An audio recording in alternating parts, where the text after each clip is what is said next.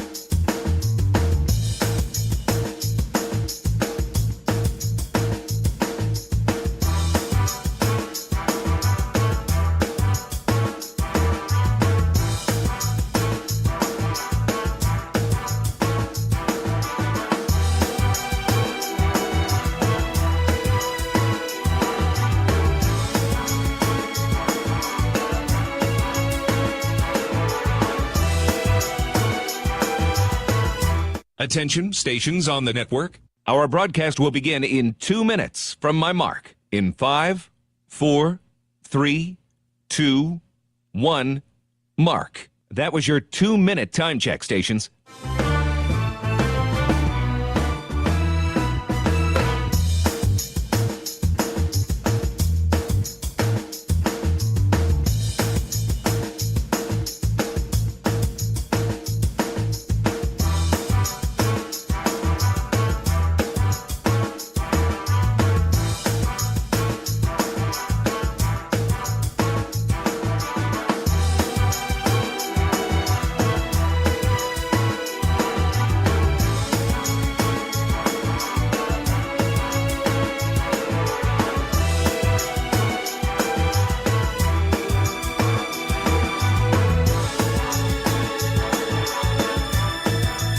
Attention, stations on the network.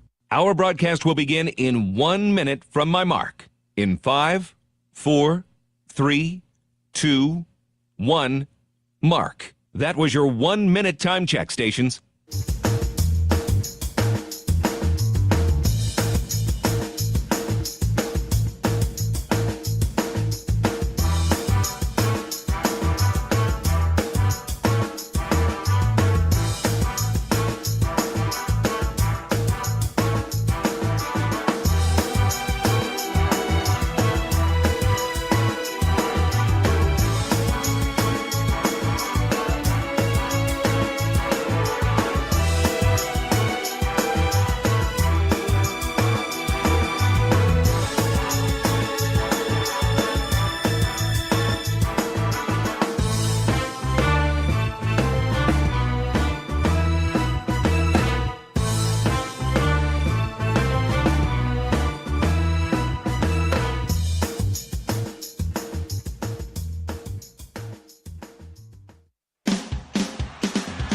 on the Hawkeye Sports Network. From Learfield, Hawkeye Baseball is on the air. Hawkeye Baseball is brought to you by Hy-Vee. Score big savings with the new Hy-Vee Perks membership. University of Iowa Healthcare. Changing medicine, changing lives. Oak Knoll Retirement Community. Homewood Suites and Home 2. Hawk fans, experience your home away from home at Coralville's finest all-suite hotels. Iowa Corn. You might think Iowa just grows corn, but the truth is, corn grows Iowa. Brought to you by Iowa's corn farmers of the Iowa Corn Growers Association and the Iowa Corn Promotion Board. Also brought to you by Mediacom, home of extreme and 1 gig internet speeds. Wimmer's Meats, the official hot dog of the Hawkeyes. Travel Leaders, Destinations Unlimited, the official travel partner of the Hawkeyes. And by Bud & Mary's. There's no THC cap on Iowa medical cannabis, and getting a card is fast and easy online. Get your medical card today. Visit budmary.com. This is Iowa Hawkeye Baseball. From the campus of the University of Illinois, it's time for Iowa Hawkeye Baseball. Live from Illinois Field in Champaign, it's the rubber match between the Illinois Fighting Illini and the Iowa Hawkeyes. A happy Mother's Day to all the Hawkeye baseball moms today as we welcome you inside the broadcast booth in Champaign. Alongside my fine color analyst, John Evans, I'm John Leo. A great win for Iowa yesterday, kick-started by the Iowa offense, giving Brody Brecht early run support. Brecht set Iowa's single-season strikeout record in the second inning yesterday, and he would earn the win. The Hawkeye bats came to life, scoring 10 runs in the win. Look to carry some of that offense over to today's game against Illinois. It's the Big Ten finale today with the Fighting Illini and the Hawkeyes, Illinois and Iowa, with first pitch coming in a bit. The Hawkeyes have split the first 2 games of the series. Let's hear some of the highlights. The pitch to Tello. Ground ball left side through into left field. Moeffler scores. Wilmus slams on the brakes at third. Iowa is on the board in the third. It's 5-1. 0-1 is the count on Wilmus. Here's the pitch. This is hit well into the right center field gap. It'll carry well. Get going, baby. It is gone. Ben Wilmus with a rocket over the right center wall, and it's 8-4. Big, tall, right-handed hitter in the box. Savary from the stretch. First pitch is lined to left. Moeffler back, and it is a nice leaping grab by Will Moeffler against the base of the wall for the first out. Heck of a play by Will. That saves some runs. Big gap in left center field for Kopp. The 0-2 is hit high in the air to right center field. This will carry well. The center fielder Milton going back. He's at the wall, and the right fielder leaps up. It's over the wall. It's a home run for Davis, the deputy Kopp. Iowa on the board, 1-0. A ball and 2 strikes. Brecht from the windup. Here's the pitch. Swing and a miss. Pitch in the dirt. Moss has to send it down to first base. Records the out. And there's the record for Brody Brecht. Congratulations, Brody Brecht. Single season strikeout leader for the Hawkeyes. Runner at second and 1 out for Iowa in the third. No balls, no strike on Reese Moore. The pitch from Schwartz. This is hit high and deep to right. Get going, baby. It is gone. Reese Moore with an atom bomb to right. 4-0 Hawks. Hawks will reset things with Gable Mitchell with a deep drive. Right center field. A no-doubter for Gable Mitchell. How about that? Boom! 2 balls, no strikes. Here's the delivery from Jack. Hit in the air to right center field. Nelson and Wilmus come together. Wilmus is underneath it. Ben caught it on the warning track for the third out. And the Hawkeyes get out of trouble in the 8th. 1 ball, no strikes. The pitch to Wilmus. Hit high, hit deep, left center field. Get going, baby. It is gone. Benny Wilmus with a bomb to left center. He unloads the bases. A grand slam. Boom. 1-0 pitch from Jack. Grounded left side. Seegers with a backhand stop. Long throw to first base. Got him! And that's a Hawkeye winner. 10-4. Iowa knocks off Illinois today. Sets up a rubber match with the Fighting Illini coming up in just a little bit. We'll take a break. When we come back, John talks with Hawkeye ace Brody Brecht. Right after this, it's this Hawkeye baseball from Learfield. Feel the excitement as NASCAR returns to the Iowa Speedway with Powerball and the Iowa Lottery. Just add the double play bonus to your Powerball ticket for $1, then enter it in the VIP club, and you could win tickets to the sold-out NASCAR race or other exclusive race weekend prizes. Feel the power of NASCAR and double play today. Woohoo! See complete rules and details at ialaottery.com/VIP. Have you heard about this new type of television experience from Epson? It's called the Epic Vision Ultra Laser Projection TV. It combines a new type of laser projection technology along with a unique Epson Silverflex screen to produce an epic 120-inch 4K Pro UHD picture that's up to 4 times bigger than a traditional 60-inch TV. There's no better way to watch live sports, and watching Iowa basketball play live on this big bright TV is simply awesome. If you're a sports fanatic like me, you need to check this new Epson TV out for yourself. Visit Epson.com/TV to learn more. So why do I need vaccinations? If I don't get vaccinated, how sick can I get? Can I get multiple vaccines at once? What's done to make sure vaccines are safe? It's important to address your concerns about vaccines. Just make sure you get answers from people you can trust. Ask your doctor or healthcare provider about vaccinations, because they know you and they'll always put your health first. A message from Iowa Department of Health and Human Services. If you've got the right tools and the friendly people at U.S. Bank in your corner, making smarter money choices is a piece of cake. If only our tools and helpful advisors could have helped you avoid some of those not-so-smart choices in life. Like that time you tried to pick up unicycling. Whoa, coming through! Or when you thought it'd be okay to pet that squirrel in the park. Good squirrel, good squirrel. While we can't help you with all that, we can help you bank smartly at usbank.com/smarter together. Member FDIC.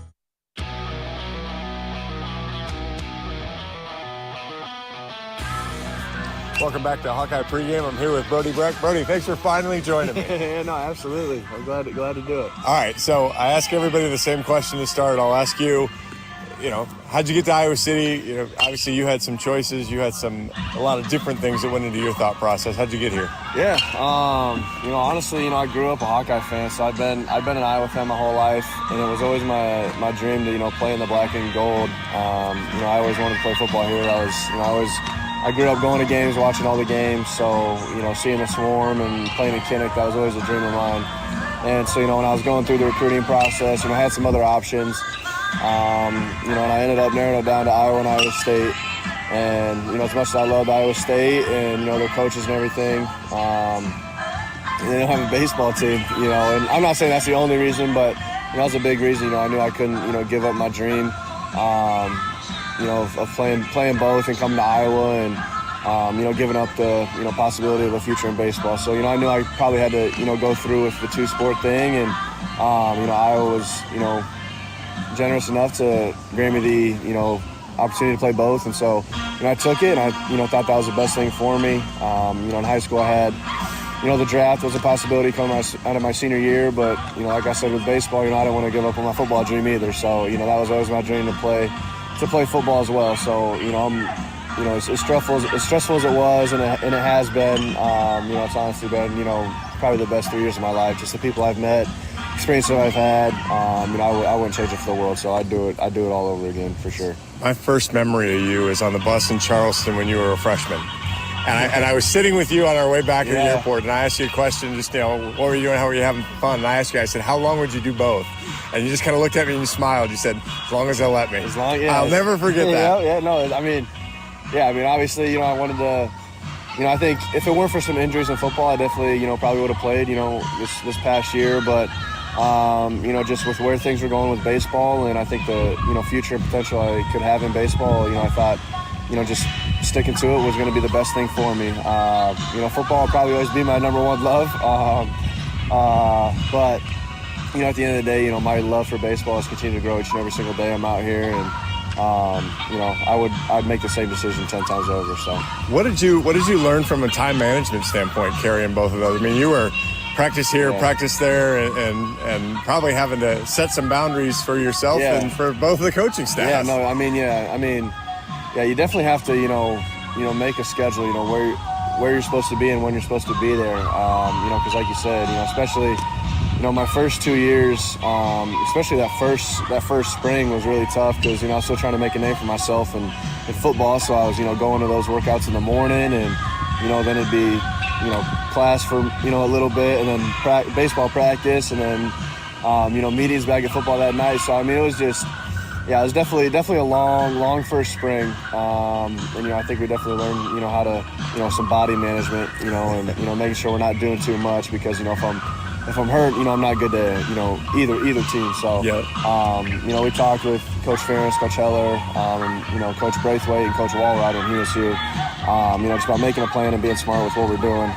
So that definitely helped. And then, last year, we kind of carried in that same plan, up until, I just decided I was doing baseball. But, you definitely, when you go to college, it's definitely, mom's not there to wake you up in the morning for lifts. So, there's definitely some growing up you got to do, but just planning out your day and like right now, like these past few weeks, I've been working with the mental performance coach and one of his big things is planning tomorrow tonight, and so I had like my whole day planned out, pretty much the night before, so I know what I'm doing, and I just the productivity I feel like I've been having has just gone off the charts. So it's really cool. All right, we're going to get away from that stuff because I promised you we would. One of the things we sat down in one of our early road trips, you got a lot of ink. I do. And it's not just ink. There's kind of a story. And that was really cool. And if you don't mind sharing some of that, the faith and family and kind of how they all have meaning was really cool. Yeah, so I have my first tattoo was my cross on my chest. That's always what I wanted first. Faith's the most important thing in my life. And to have that on my heart, I thought was very important. And I have faith and family on it, because those are, like I said, two biggest things in my life. And also have Philippians 4:13 around it. That's one of my favorite verses. I can do all things through Christ who strengthens me. So that's one of my favorite verses as well. And then my second one was the serenity prayer I have up here on my shoulder. It's God grant me the serenity to accept the things I cannot change, courage to change the things I can, and wisdom to know the difference. And, through my senior year, that helped me a lot, with navigating the draft and everything. My mom would send it to me a couple times a week. And so it really just meant a lot to me. So, I kind of wanted that on there. And, just now going forward, throughout decisions I've had to make since I've been here, it's definitely helped me out a lot then. Then my second one it's my dad, my mom, my sister's birth years in Roman numerals. Like I said, family is really important to me, so I want to, have them on there. Exodus 20:12 is honor your father and your mother. Then I have my next one was Jesus on the cross right here, John 3:16, forgiven. For God so loved the world that he gave his one and only son, that whoever believes him shall not perish but have everlasting life. I said Philippians 4:13 was one of my favorite. That's probably one of the most well-known is, John 3:16, and, pretty much the, pretty much the whole, faith story is really, just God sending Jesus to die on the cross so we could be with him. So those are my first ones, and I got doves back here. Each one gets bigger, and then it kind of blossoms into a full one. So that represents, just my growth in the Holy Spirit. From where I've come, really not really, thought, being, thinking I was a Christian, believing, going to church and all this, but not really, living the way, really until I got to college. And so, I kind of wanted to represent, that growth, that faith growth that I've had, there. So I wanted that on there. And then I got the lion right here. So I have like a smaller lion down here. So that's like kind of me. And then, God's watching over me. That's kind of what that represents. That's not the only reason I love, like, lions, like my favorite animal, and I always want to embrace like a lion mentality out there. Yeah. I think it was Ray Lewis. He was like, a lion's the king of the jungle, but he's not the biggest. That's the elephant. He's not the fastest. That's the cheetah. He's not the smartest. But he's still the king of the jungle, right? Why? It's his mentality. He's always hunting. He's hunting for prey, and I'm hunting for execution out there on the mount. So that's kind of why I wanted it. And Lion King's like my favorite movie. So I'm a big lion guy. Love it. So I wanted that, and then I wanted to put it into faith too. So that's why you have there. And then I have the roses here. That's just like just a sign of love and peace. Just everywhere I'm going. Just trying to embody how Jesus loved us, and so just don't know, I thought the roses were cool, and I needed just something to fill it there. So I like that one. And then the one back here is Exodus 14:14 with the sword, and it says, "The Lord will fight for you, and only to be still." So, no matter what I'm going through, I know God's going to fight for me. And so yeah, those are the tattoos right now. I gotta kind of finish I have a top half and a bottom half. I gotta kind of connect it. So I'm not sure what I'm gonna do yet, but that's a work in progress. But yeah, those are all my tattoos. So yeah. But not only do you have, I mean, obviously there's a story there, but I mean, what did you tell me? 30, 40 hours invested in all that? I mean, it wasn't just, you sat down and got it pasted on. It's definitely, I think, so this one was like 2.5, so that's what, 4.5. This would have been, so that's 6.5, 10.5, 16.5, 20. I mean, yeah, it's probably 25 hours of time, and you got a couple spaces. And some money involved in that as well. But like I said, it's important to me, and I'm not just gonna put something on my body forever, just because I want it to mean something deep to me. So, but yeah, no, I'm a big tattoo guy. It's kind of like an addicting pain. Like once you get one, you kind of want to keep getting more. So, I'm sure, like I said, I'll finish this, and that's probably not the last ones I'll get to. So, all right, last question I have for you. We talked a little bit before. I'm gonna go back to the sports side of it. With the baseball and football, you showed a lot of emotion coming off the mound the last couple of weeks. You got out of some big spots, pitched a lot of big games. And John Leo asked Rick and said, "Hey, what was that?" He goes, "No, we actually had to calm him down." Yeah. What's a little bit about what did you have to learn about the mentality of football, which I assume is probably every play, if you don't keep your head on a swivel, you get clocked, versus baseball where it's a little bit more controlled, but you still want to have it. Yeah, no, there's definitely like a happy medium involved. At first, I think my freshman year and most of last year,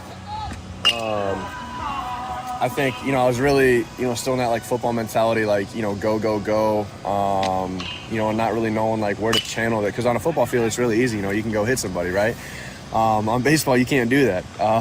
It's not a good plan for you. At least it's not ideal for you. It's not the same outcome as football, but, so for me, it was just like, finding a way to like channel that. So for me, like, I really just like try to stay calm out there, and all that stuff. But, at the end of the day, like, I can't change who I am, right? I'm a competitor. Like, I'm a football guy at heart. Like, I have that in me. And, so just these past few weeks, just having fun out there and just letting that competitive spirit take over, and, not being, afraid of what's going to happen, or not, worrying about the draft or worrying about all this stuff, what I was thinking about. I wasn't being where my feet are. And so, just now, like these past few weeks, just worrying about the things that I can control, and letting God handle the rest. And, it's just done a lot for me. And, just worrying about executing a pitch at a time and being where my feet are. And, when I'm there, I feel, just in control. And then I get pumped up, winning fires me up, striking a dude out, after a big inning fires me up. And so just kind of like, letting loose, having fun, and just being a competitor out there, and just, not, trying to hide that. Obviously, we want to channel it in the right way, but, I think that, I think it's definitely, part of me. And, when I feel it, I feel it. Yesterday it was kind of here and there. Didn't really let one go. If the guy didn't hit the 3-run shot, I probably would have let one go. But, no, it's just embracing who I am, having fun out there, and, just, being excited for the team, my guys. So that sounds great. I appreciate it. I took way more of your time. No, you're good. Absolutely. Really appreciate it, buddy. Go enjoy the outfield games that I know you play, and this great BP Michael Bolton that they got rolling for it. That's Brody Breck, Hawkeye pitcher. We'll be back. It's Hawkeye Baseball from Learfield. Get a great offer on the stylish HR-V or the Honda Civic, which car and driver called fun to drive. Honda, the brand named Kelley Blue Book's KBB.com Best Value Brand for 2023. For a limited time, well-qualified buyers can get a 3.9% APR on a 2024 Honda Civic or HR-V. So see your Central Midwest Honda dealer today. Honda gets the Midwest. See dealer for financing details. Exclude Civic SI and Type R car and driver January 2023 based on 2023 brand image awards from Kelley Blue Book. Visit KBB.com for more information. A bag of corn is, well, a bag of corn, unless it's a bag of Pioneer brand Chrome seed corn. Then you're dealing with the most optimized yield potential, agronomic performance, and insect protection the Pioneer lineup has to offer. A bag that will make life easier for you. 8 bushels per acre easier. And much harder for rootworms than the competition. Pioneer brand Chrome products. Field proven and ready for yours. Visit pioneer.com/plantchrome. American Equity salutes today's hero of the game. As a proud sponsor of the ongoing recognition of our military during Hawkeye games this season, please join American Equity in thanking all who have served our country. American Equity is more than just retirement savings and income products. They are committed to providing you best-in-class service and high-quality retirement income that helps deliver the independence to dream and reach your goals. To learn more about American Equity, please visit their website at american-equity.com. Are aches, pains, or injuries keeping you on the sidelines? At Athletico, our movement experts are here to help you turn your setbacks into comebacks and create a personalized game plan for your recovery. With no prescription or referral needed, Athletico Physical Therapy is where your comeback story begins. Get started today by scheduling a free assessment at athletico.com. Proud partner of the Iowa Hawkeyes.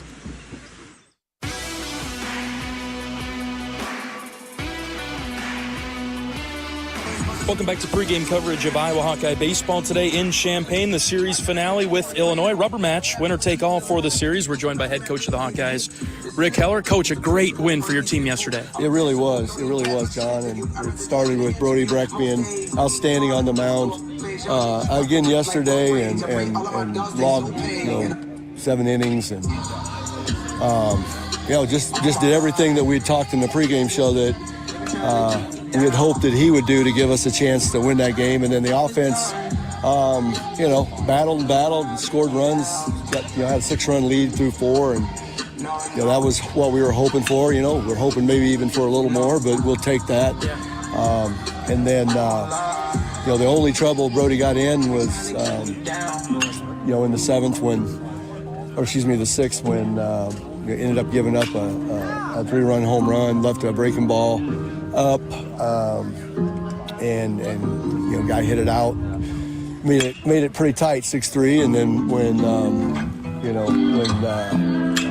we got to the 9th, it was cut to 2, hit a solo home run, a wind-aided home run off Jack Young, and Ben Wilber. We had some stuff happen. Gabriel Mitchell hit by pitch, and guys getting on base, and Michael Seegers with a perfectly executed hit and run, and we end up with the bases loaded and caught a break when their pitcher made a error on a bunt, and then Ben Wilmus hit a big grand slam. Ben's had a great weekend so far, and that insurance was really comforting heading into the 9th when, as we were saying, a 2-run lead feels like you're down 2 here, Sure.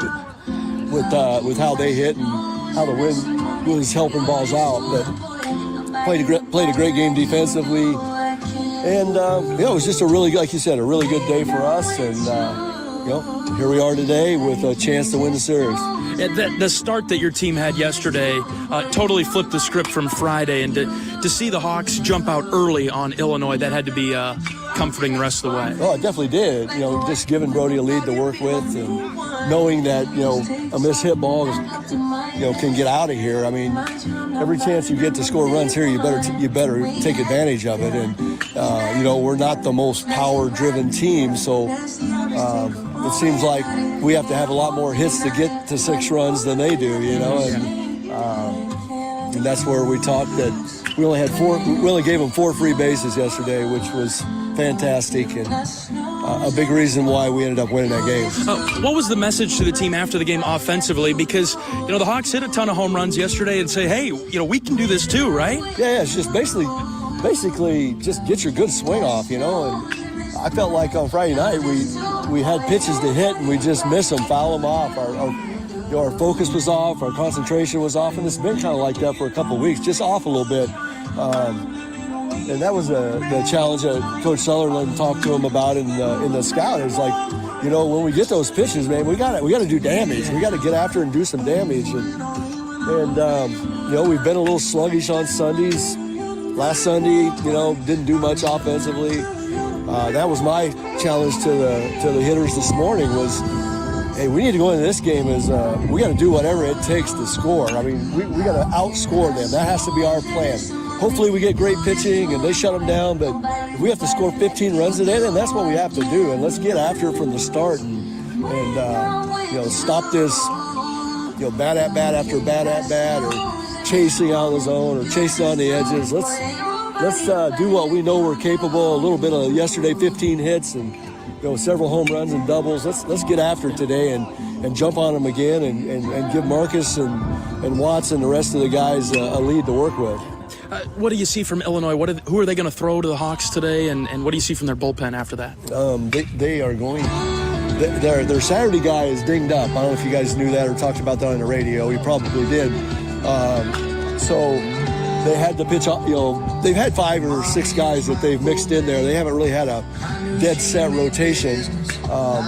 So the kid that they threw yesterday had started, but it wasn't their guy that they'd been going to recently.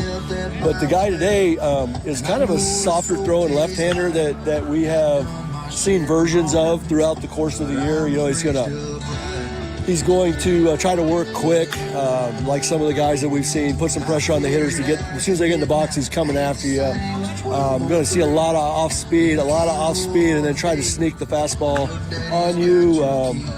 And, you know, it's just going to be us staying on pitches and not getting caught in between and then doing damage when we do get a chance and making him throw it over the plate and not chasing, especially at the bottom of the zone on this guy. You know, we need to let it go, and if we get punched out a time or two because we're not chasing at the bottom, we'll take that.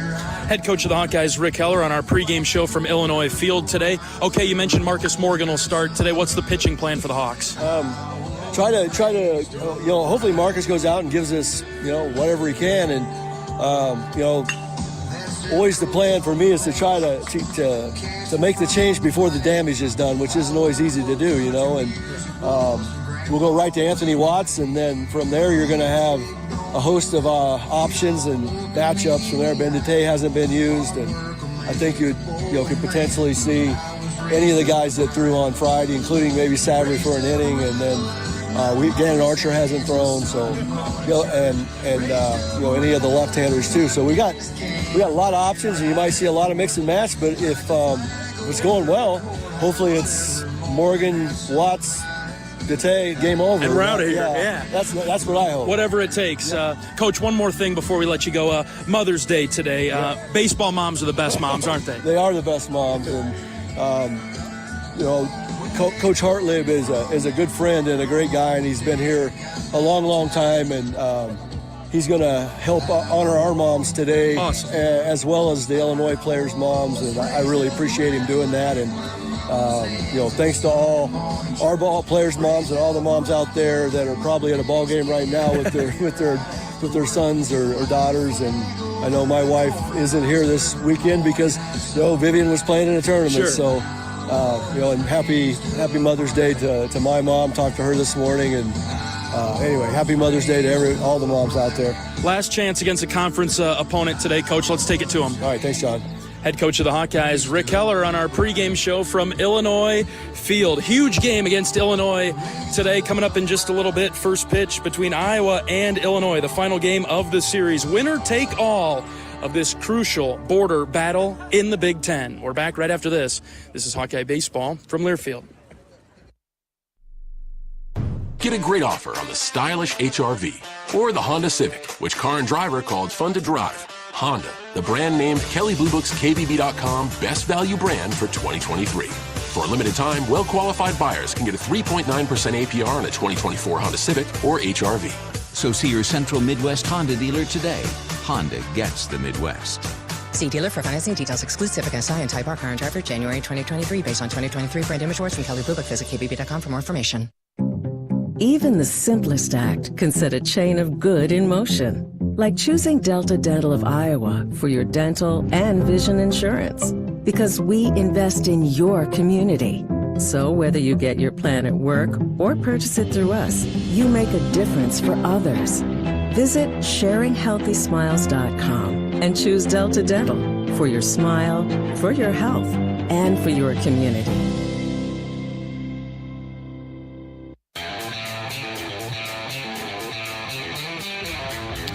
We'll step aside for today's national anthem. Back right after this. This is Hawkeye Baseball from Learfield. Hi, I'm Gary Dolphin, and if you want your home to be exceptionally comfortable during these cold Iowa winters and hot, humid summers, you need to turn to Dave Lennox and your local Lennox home comfort specialist. Lennox has been serving Iowa consumers since 1895, when Dave Lennox built his first furnace in Marshalltown, and Lennox is still building its high-efficiency furnaces and air conditioners there today. For the best home comfort system you can buy, it's Lennox and your local Lennox dealer. Lennox and the Hawkeyes. Now there's a winning combination. Welcome back to the Nitrogen Stabilizers Draft. Optonite technology, first pick, just like the last 46 years. That's what we love about this sport. We just don't know. We know. It keeps nitrogen in the corn's root zone for 8 weeks. Compare with 2 weeks for others. With the first pick, farmers select Optonite technology from Corteva Agriscience. That's it. I'm going for a pretzel. The pick is in. Optonite technology from Corteva Agriscience with Inserve and Instinct Next Gen Nitrogen Stabilizers.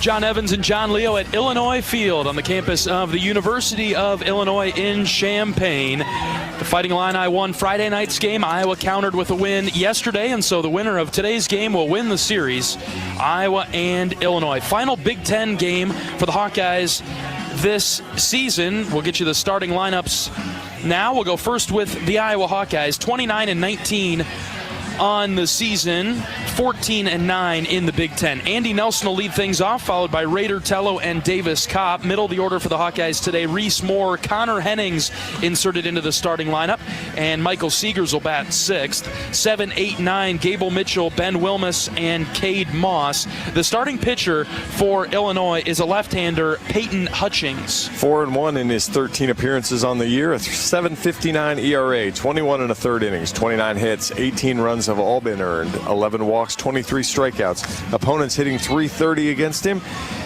As you heard Coach Heller say, fastball is going to be mid to upper 80s. He'll throw a big loopy breaking ball and a changeup as well.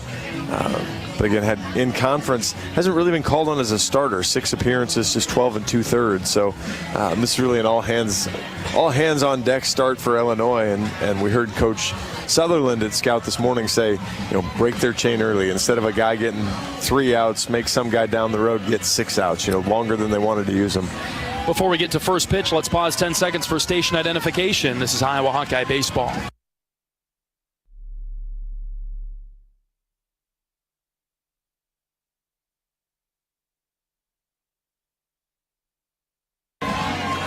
Andy Nelson is making his way to the right-handed batter's box. We're getting set for action in Champaign. Happy Mother's Day to all the Hawkeye mothers that are listening today.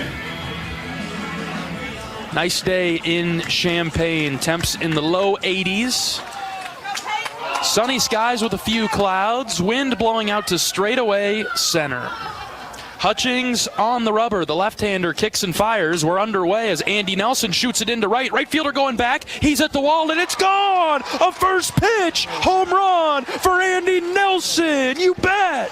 Well, as I said yesterday, surprise. Andy Nelson goes 100 mile an hour off the bat. This time he lines one into right center field. 101. Takes the first pitch fastball. 369 over the right center field wall. And it's 1-0 Hawks. We didn't even have time to get a get going, baby, or anything like that. Solo shot to right for Andy Nelson. His 7th home run of the season now has the team lead. Iowa out in front early, 1-0. He stopped the ILL chance pretty quickly. Here comes Raider Tello now. First pitch to Raider. He takes high and out for ball 1. How about that start for the black and gold? That's a pretty exciting way to get the party rolling. Have to get Sammy B on when the last Hawkeye leadoff hitter was hit a home run. Tello smacks it foul, straight back. 1 ball and 1 strike. On Tello, the starting third baseman.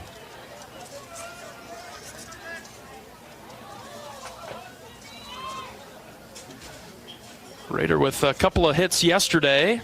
Takes an outside strike on the floater. 1 and 2 now.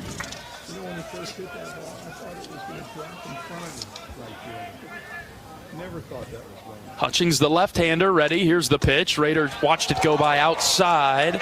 Ball 2, low 80s.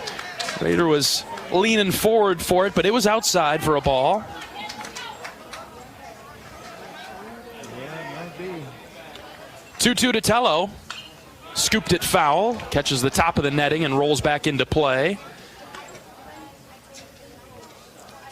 Last time a Hawkeye hit a leadoff home run. Ben Norman at Rutgers, April 16th, 2021. Excellent. And Iowa won that game 14-12. Could have something similar today. The 2-2 to Tello is low and out for a ball, and Raiders worked a full count. How about that? We get the text from Sports Information Director Sam Bosler instantly on that note, as you were looking for it as well. Full count pitch to Tello. Here it is. Raider popped it up, foul, and out of play over to the right. Good at bat brewing for Tello. I love what this at bat's done. I mean, it's great having the first pitch home run, but if he settles in, then you don't really get very many pitches. But Raiders kind of fixed that problem here by having a good, strong at bat, a lot of good foul balls. See if he can find a reward here. The 3-2, swing and a miss. Raider chased a high heater that was out of the zone. He's out number 1. Did not get the reward, but again, decent at bat. Just that's the one spot. Again, even with a fastball that's only going to be, that was 88 as he got it up there a little bit more, but. You can get it past a hitter when it's got a little bit of ride to it. And so he's able to sneak it past Raider there. So Davis can get started. Yeah, Hutchings works on an elevator. Goes high, middle, and low. Rarely nibbles at the corners. Iowa needs to be thinking of that as Kopp sends it on a line foul into the Illinois bullpen down the left field line. So if Iowa can, lay off the high pitches and watch the low pitches closely, really make Hutchings come into the middle of the zone. Doesn't really move left or right. Here's the 0-1 to Kopp. Watch that go down the heart of the plate, 0-2.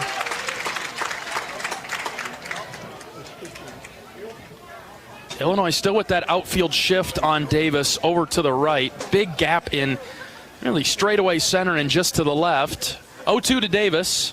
Ground ball up the middle. Heza dives. He knocked it down, but then it trickles into the shallow center field, and Davis Kopp is on with a one-out single for the Hawks in the first. Heza missed a ball. It won't go as an error. It'll go as a hit, but, boy, anything he's been able to come close to with his glove, he's been like a force field that's kind of pulled it into him, and that one I thought he was actually going to make that sliding play, but couldn't come up with it. Davis able to roll it through the middle of the infield. Hazel looks maybe a little bit shaken up there. He's holding his left wrist, his glove hand. He's punching himself. I think he's just mad. Here's Reese Moore, the DH today. Lefty on lefty matchup. Moore takes strike 1. Iowa on top 1-0, just underway in Champaign. Reese with a couple of hits yesterday, including a towering home run to right. Wind is not really a factor right now. The flags are resting on their poles in straightaway center. There's ball 1 to Reese, low and out. Kopp at first base with a short lead. 1-1 to Reese. Swing and a miss, 1-2.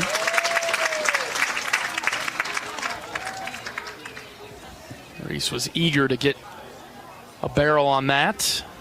He's surprised. He's seen 2 fastballs in this at-bat. Not really the approach you expected from Illinois. Now he's going to have to really hold some discipline on a low change here. The 1-2. Reese hits it on a line to second base. It hops right in front of the second baseman. This could be double trouble, and it is. 4, 6, and 3 on the double play for Illinois, and that'll end the top of the first. Iowa on the board with a first pitch home run from Andy Nelson. Marcus Morgan takes to the mound right after this. This is Hawkeye Baseball from Learfield. So do I need vaccinations? If I don't get vaccinated, how sick can I get? Can I get multiple vaccines at once? What's done to make sure vaccines are safe? It's important to address your concerns about vaccines Just make sure to get answers from people you can trust. Ask your doctor or healthcare provider about vaccinations, because they know you and they'll always put your health first. A message from the Iowa Department of Health and Human Services. Brown Deer Golf Club offers a pure golf experience. Manicured bent grass fairways with tees and greens carved into gracefully rolling landscape. Challenging, yet extremely playable. Improve your game with PGA instruction and our full-service pro shop. Treat yourself to Bunker's Bar and Grill for lunch or dinner. And our scenic Greenview Banquet Room is perfect for weddings or any special event. Brown Deer Golf Club, a stunning country club setting at affordable public rates.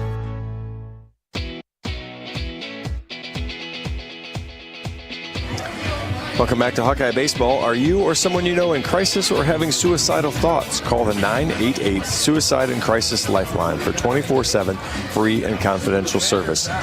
There is hope. Call or chat 988. A message from Iowa HHS. Illinois going with the same batting order that they have the last couple of games. Cal Haza, Camden Janik, and Drake Westcott will be the first three Fighting Illini into the box. Vitas Valencius, the left fielder, will bat in the cleanup spot. Ryan Moorman batting fifth. Jacob Schroeder, the DH, is in the sixth spot today for Illinois. 7, 8, and 9, Brody Harding, Colton Quagliano, and Connor Milton. Defensively for Iowa, on the infield left to right will be the same with Raider Tello at third, Michael Seegers at short, Gable Mitchell the second baseman, and Davis Kopp at first base. Outfield left to right, Connor Hennings gets the start in left, and then Andy Nelson in center, Ben Wilmus in right. The catcher today is Cade Moss, and the starting pitcher for Iowa is the right-handed junior from Iowa City, Marcus Morgan. 2-3 in 15 appearances, including 12 starts, a 6.97 ERA, 51 2/3, 46 hits, 40 runs have all been earned, 49 walks, 63 strikeouts. Opponents only hitting .240, so if Marcus can get in the zone, got a chance to be effective. Throws outside to Haza, the starting shortstop for Illinois. He's a right-handed batter, hitting up over 300 for the Fighting Illini this season. Marcus from the windup. Here comes the 1-0.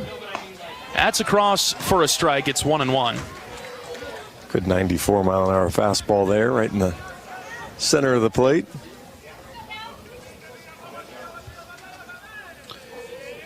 Morgan's 1-1 is low and out for a ball. 2 balls and 1 strike now. Nice crowd on hand. This Mother's Day competition. Few fans still filing in. 2 balls and 1 strike on Haza. Here's the pitch from Marcus. Outside, ball 3. The strike that Marcus threw was right down the heart of the plate, and the 3 out of the zone have not been particularly close. The 3-1 is an outside strike called, 3-2. Nice call. And Haza had launched his bat over to the left and was bent over to try to remove his shin guard, but had to pause because he'll have to see another pitch from Marcus. 3 balls and 2 strikes. Morgan from the windup. Here's the pitch. That's high, ball 4. Leadoff man on for Illinois in the first. The Hawkeyes are wearing their Sunday best today, the gold tops with script Iowa spelled out in black across the chest, white baseball pants, black caps in the field with the gold script I on the front panel. Illinois wearing baby blues, powder blues, not the typical navy blue that you see the Fighting Illini wear. So they've got the powder blues with Illinois spelled out in highlighter orange across the chest. They've got that same orange in the numbers on the back. Illinois wears the navy blue caps in the field with the orange bill. Strike 1 from Marcus to Camden Janik, a fastball on the outer edge. You hate him, but I kind of like him. An even split, John. You can like him. I like the traditional colors. Northwestern did a nice job as the series went on with actually matching what their colors are. 0-1 pitch from Marcus is looped foul over to the right. 0-2. See, that's why I can live with this, though. This blue is at least somewhere in the family of navy, okay, as opposed to black and gold that Northwestern went. I mean, there is no rope that gets you to purple from there. That's right. That's right. And No balls and 2 strikes on Janik here. A pickoff move over to first base. You know, there are some other schools that implement uniforms that have colors that have nothing to do with their primary colors. They will not be mentioned on this broadcast. I don't believe they even have baseball as a varsity sport. But Brody may mention that. 0-2 from Marcus. Here it comes. Foul tip out of the mid of Moss. Couldn't hold on to it. Finally had a chance to strike him out once this weekend. That's right. 9 strikeouts in 184 at-bats for Janik. That is just so crazy good. You think it's a typo when you're looking at the stat sheet. Back in the box, really crowds the plate. Now has a slightly open stance towards left field. Runner is really leaning at first base. He stays put, though. It's a ground ball up the middle. Mitchell fields it, scoops it to Seegers at second, over to first base. Double play! 4-6-3, yes! That's even better than a strikeout. You bet. Good job by both Gable Mitchell and Michael Seegers. Gable had a little trouble getting it out of his glove and kind of messed up the timing with Michael coming across. But Michael was able to get his feet right, made a throw on the run. 2 away here in the first. Here comes Drake Westcott. Big, powerful left-handed hitter. Bases empty. Let's go, D. Iowa leading 1-0 in the bottom of the first. Marcus kicks and deals. Slider high and out.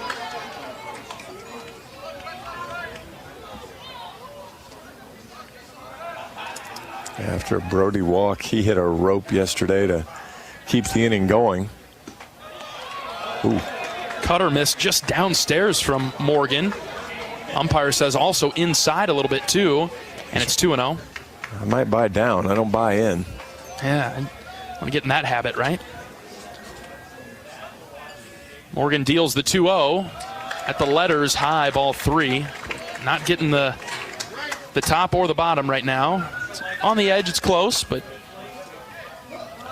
out of the zone. It's 3-0 now. Yeah, both of those missed. I'm not surprised the top one wasn't called. But ball 4, 4-pitch walk of Westcott. Iowa's done that a couple times this weekend. Struggled to pitch to Westcott, and the first time that the Hawks see him, Obermueller walked him on 4 pitches on Friday night.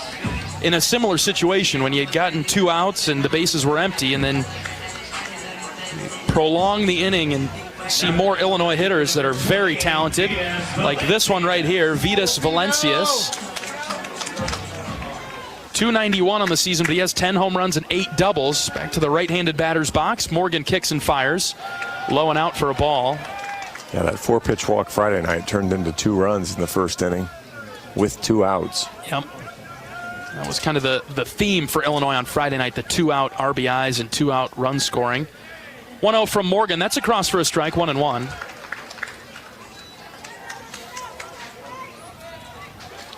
Valencius hit the 3-run home run off of Brody last night. Turned on an inside slider. Morgan set with the 1-1. The pause and the pitch. Off the end of the bat, hit to Kopp at first base. He waits for it, brings it in, and touches the bag for the 3rd out. Nicely done for Marcus Morgan and the Iowa defense, holding Illinois off the scoreboard in the first. Good job there. Got him way ahead of it off the end of the bat, and fortunately for Iowa State Fair. 1-0 Hawkeyes. We'll bring you the second right after this. This is Hawkeye Baseball from Learfield. Are aches, pains, or injuries keeping you on the sidelines? At Athletico, our movement experts are here to help you turn your setbacks into comebacks and create a personalized game plan for your recovery. With no prescription or referral needed, Athletico Physical Therapy is where your comeback story begins. Get started today by scheduling a free assessment at athletico.com. Proud partner of the Iowa Hawkeyes. How do you become America's best-selling brand? Let's break it down. Innovative tech means smarter and safer driving. Intelligent all-wheel drive will keep you ready for anything. And built Ford tough trucks will always get the job done. Plus, come into your local Ford store today and get super low APR financing, big cash back, and great lease offers on Ford's full line of cars, trucks, and SUVs. That's Ford, and that's how you become America's best-selling brand. Sales claim based on calendar year sales.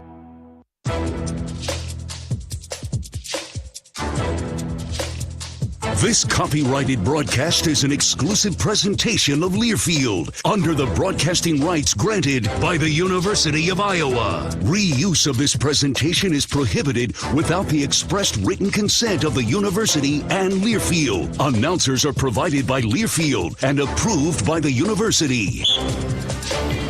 Iowa leading Illinois 1-0 in the top of the second inning. Connor Hennings making his way to the batter's box.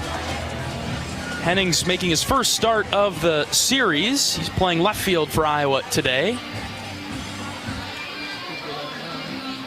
Wishing a happy Mother's Day to all Hawkeye baseball moms. I'd like to wish a happy Mother's Day to my mom, Jo. Jo is in attendance today. Yeah, your parents made it over. That's right. Made the trip from eastern Iowa. My mom, Corlinda, will make it to Des Moines next week for us. Happy Mother's Day to you, Mom.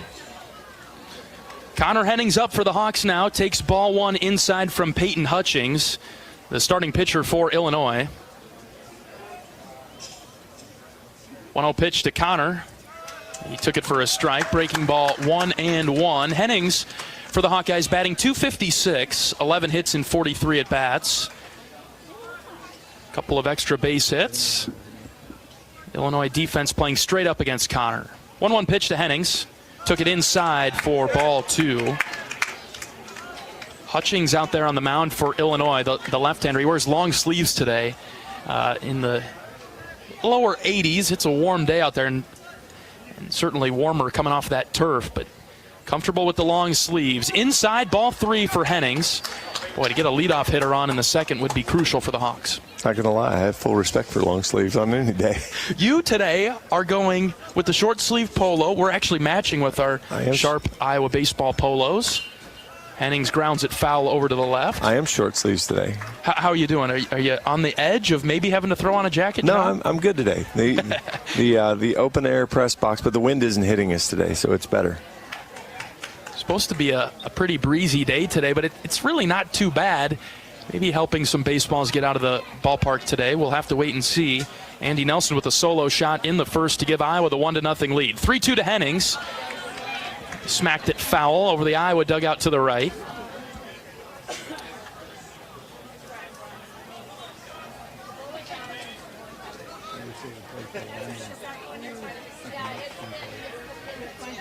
Hennings has a ton of speed. If he could get on base, maybe cause some problems for Illinois.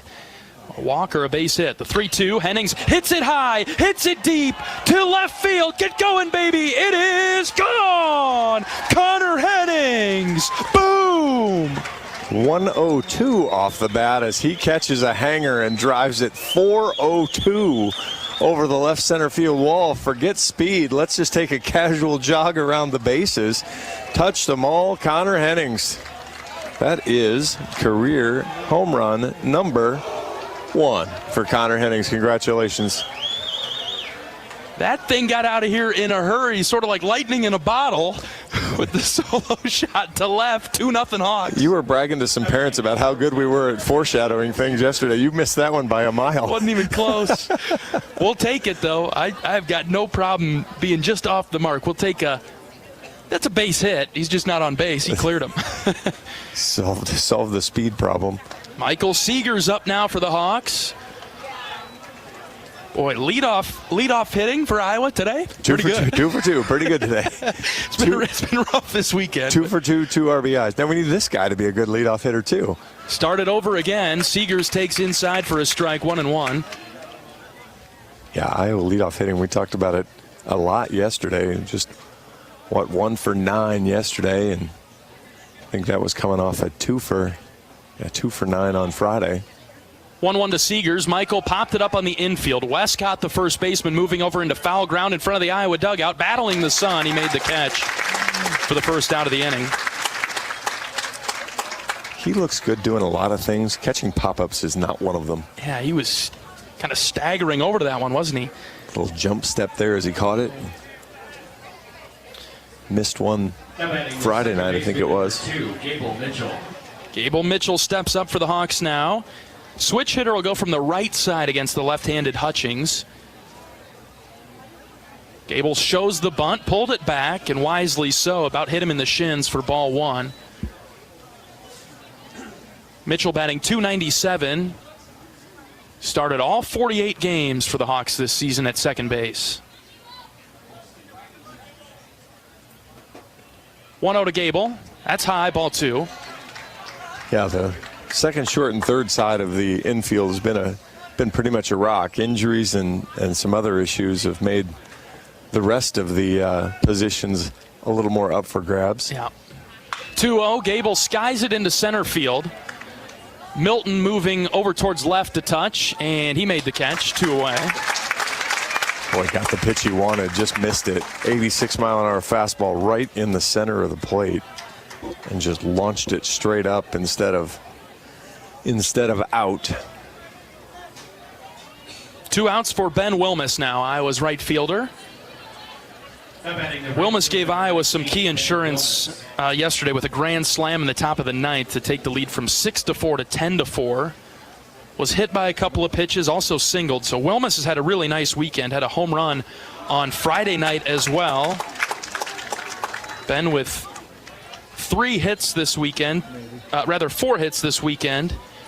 and he's been on base a few more times as well. Takes strike 1 from Hutchings. Now the 0-1. Ben watched go by, and it dropped low. Good discipline there from Wilmus. It's 1-1. Yeah, saw the changeup, didn't chase. Yeah, Hutchings is kind of a 50-pitch guy, so. Wilmus hits it on the ground to third. Quagliano has it, and he'll throw it across the diamond for the third out. A leadoff home run in the second from Connor Hennings gives Iowa the 2-0 lead. We'll be back for the bottom of the second right after this. This is Hawkeye Baseball from Learfield. Feel the excitement as NASCAR returns to the Iowa Speedway with Powerball and the Iowa Lottery.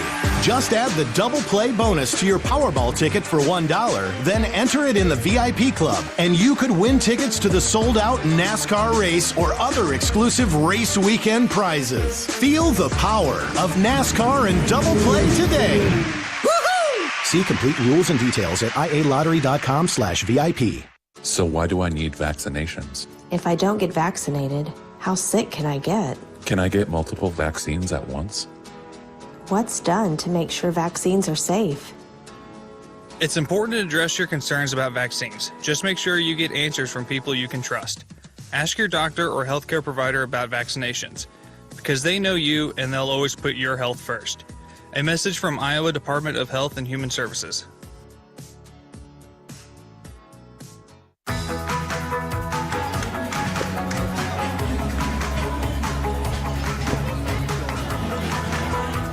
Hawkeye Baseball is brought to you by Riverside Casino and Golf Resort, home of the Draft Day Sports Lounge, a luxury hotel and spa, 5 restaurants and more, just minutes south of Iowa City. Marcus Morgan retakes the mound with now a 2-0 lead. A couple solo home runs, one from Andy Nelson to lead off the first, and one from Connor Hennings to lead off the second. And Marcus will face 5, 6, 7 here in the Illinois lineup. Mormon, Schroeder, and Harding. Marcus threw 17 pitches in the first inning.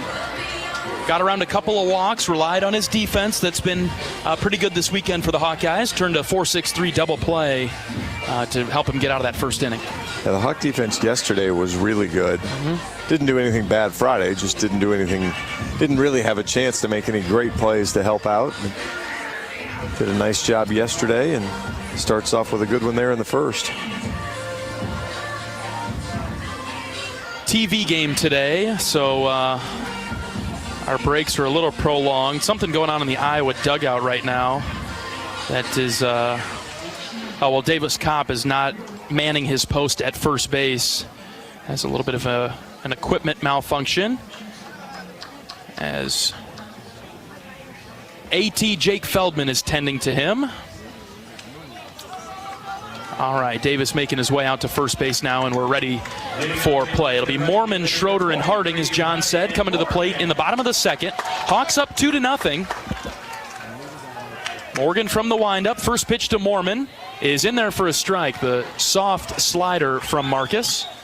And Davis is the only guy on that side of the infield right now, so kind of need him out there. Yeah, that's too big of a shift if Davis isn't there. Mitchell playing closer to shortstop. Fastball low from Marcus. It's 1-1. Seeger's playing in kind of that 5.5 hole over there on the left side. Then Tello right on the line at third. 1-1 pitch from Marcus is inside, hit him. Just grazed his forearm. And Moorman is on to lead off Illinois' second. Marcus is, and now you won't notice because he's going to go to the full stretch, but even his windup there was a change from what we've seen in the past. It almost looked like he was pitching from the stretch, but then was taking a step backwards rather than making any move forward. It was different than the first inning. I believe so. Yeah, because I was noticing that too. And in the first inning, I didn't notice it as much, just changing his windup a little bit there, I suppose. Here's Schroeder. Fastball low and out from Marcus. Schroeder batting .310 for Illinois. He's got 13 home runs. Iowa did a nice job against him last night. 0 for 4 with 4 strikeouts. Morgan's 1-0 pitch is outside, ball 2. Need a few more strikes from Marcus. Issued a few free bases in the early going. 2 balls and no strikes. Morgan kicks and fires. There's a strike. Low inside corner. That's a really good spot. You can live there. Yeah, that's a great slider there. Left-handers seem to like that little golf swing drive, but not a ton of right-handers do. 2-1 pitch. Outside, ball 3. He's really trying to hit that edge, but he has not yet today. No, he's Go, Jake. zoomed in a little bit here and been closer, but still just off the plate. Morgan's 3-1 is hit high into foul ground left side. Tello trying to find the half wall. Rader reaches over, ran out of room though, and it is foul and out of play.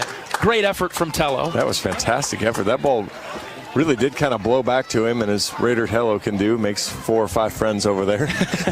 In his brief appearance over in front of the half rail, even with Illinois fans, Raider's going to make a couple friends. Full count now on Schroeder, the DH. Morgan checks the runner at first base, Moorman. Marcus, the pause. Here's the kick and the fire. Downstairs, ball 4. 3 walks and a hit batter from Marcus in the second inning. Marcus went to the sweeper there on 3-2. Bounced it in there. And Coach McGrath is out of the Iowa dugout. Has to go talk with Marcus.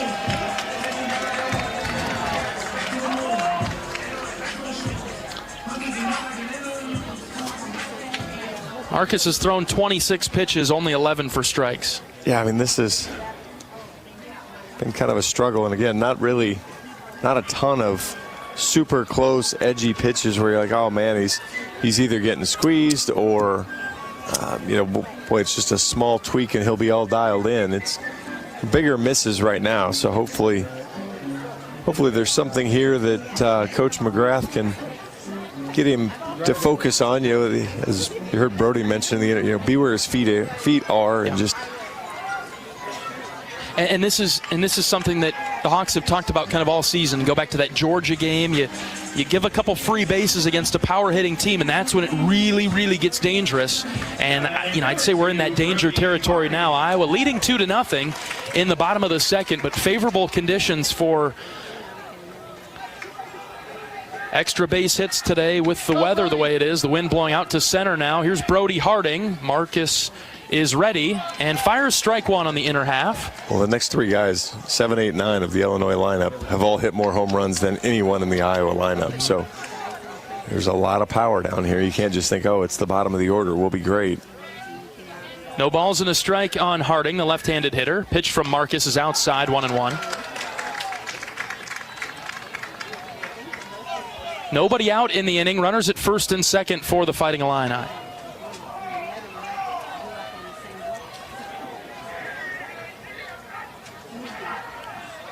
Marcus gets the sign, checks the runner at second base. Here's the 1-1. That's high, ball 2. Ooh, all right, he finally got squeezed one there. That looked pretty good from here. Keep battling here, Marcus. 2 balls and a strike on Harding. Kicks and fires. Popped up, left side. Tello moving back from third. Seegers comes over from short. Infield fly is called. Rader makes the catch for the first out. That's a big one. Oh, that is huge. Soft pop-up for the first out of the inning. Still work to be done, but boy, that was a much-needed first out of the inning. And here comes Colton Quagliano, the third baseman for Illinois. Now batting the third baseman. Right-handed hitter. Runners at first and second and 1 out. Morgan takes a peek at the runner at second base, fires a fastball outside. Ball 1. You just haven't seen Marcus attack with a fastball very often.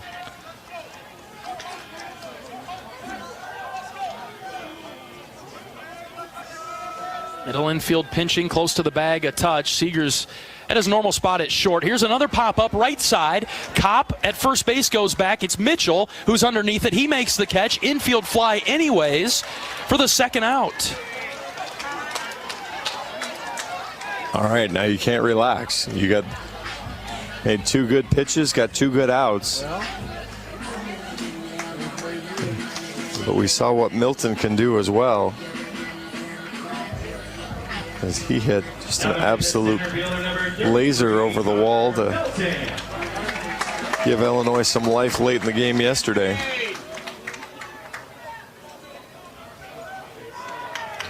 Milton is the center fielder for Illinois. 2 outs, 2 on.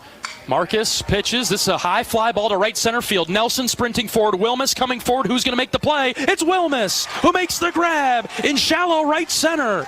And after a hit by pitch and a walk, Marcus settles in and gets the 3 outs that are necessary to get through the inning. 2-0 Hawks. Well done. Way to bounce back there, Marcus Morgan. We'll head to the third with Iowa in front by 2. This is Hawkeye Baseball from Learfield.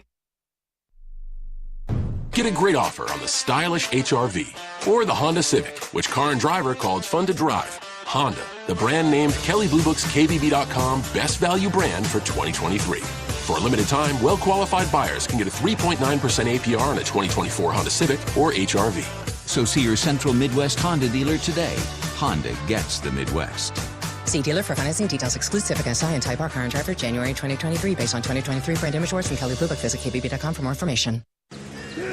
Are aches, pains, or injuries keeping you on the sidelines? At Athletico, our movement experts are here to help you turn your setbacks into comebacks and create a personalized game plan for your recovery. With no prescription or referral needed, Athletico Physical Therapy is where your comeback story begins. Get started today by scheduling a free assessment at athletico.com. Proud partner of the Iowa Hawkeyes.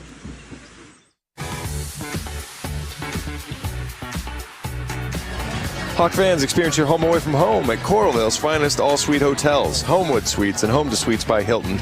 Each offer guests spacious suites, complimentary breakfast, 24-hour fitness center, pool, hot tub, guest laundry, and convenient locations. Let their warm and friendly staff take care of you and your family when you visit Hawkeye Country.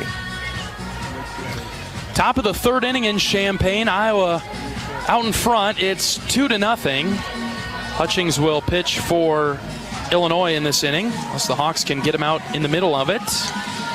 Cade Moss will lead things off. It'll be 9-1-2 for the black and gold. Cade Moss, step on up to your turn for home run derby. How about that? Andy Nelson led off the game with a home run. Connor Hennings led off the second inning with a home run. Here's Cade Moss. First pitch to Cade is a breaking ball that dropped in for a strike. I love Cade Moss, but if he hits a home run, I might be done with the broadcast for the day. Cade does not have a career home run for Iowa.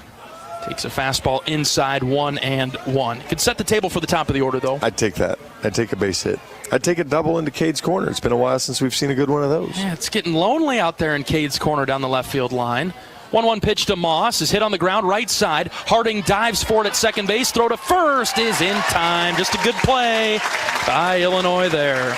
Really good range there by Harding. I thought that was out into the outfield. Harding took a great angle at it, went out into short right field. He didn't try to take a sharp line at it, but allowed himself time to find it because he knew who his base runner was, and made a good solid throw. It was a little high to Westcott, but kept his foot on the bag and got the first out.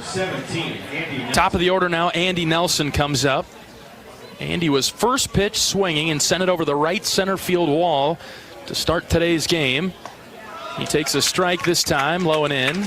I am pretty impressed. I would have bet good money that he wasn't going to see a fastball right there. Back to what Hutchings is comfortable with, I suppose. 0-1 to Andy, swings over the top of the pitch that dropped low out of the zone, 0-2. I suppose as you do kind of the double reverse psychology, you figure, oh, he first pitch swings, he won't first pitch swing again this time, so you give him the fastball. 0-2's in the dirt. Andy laid off that time.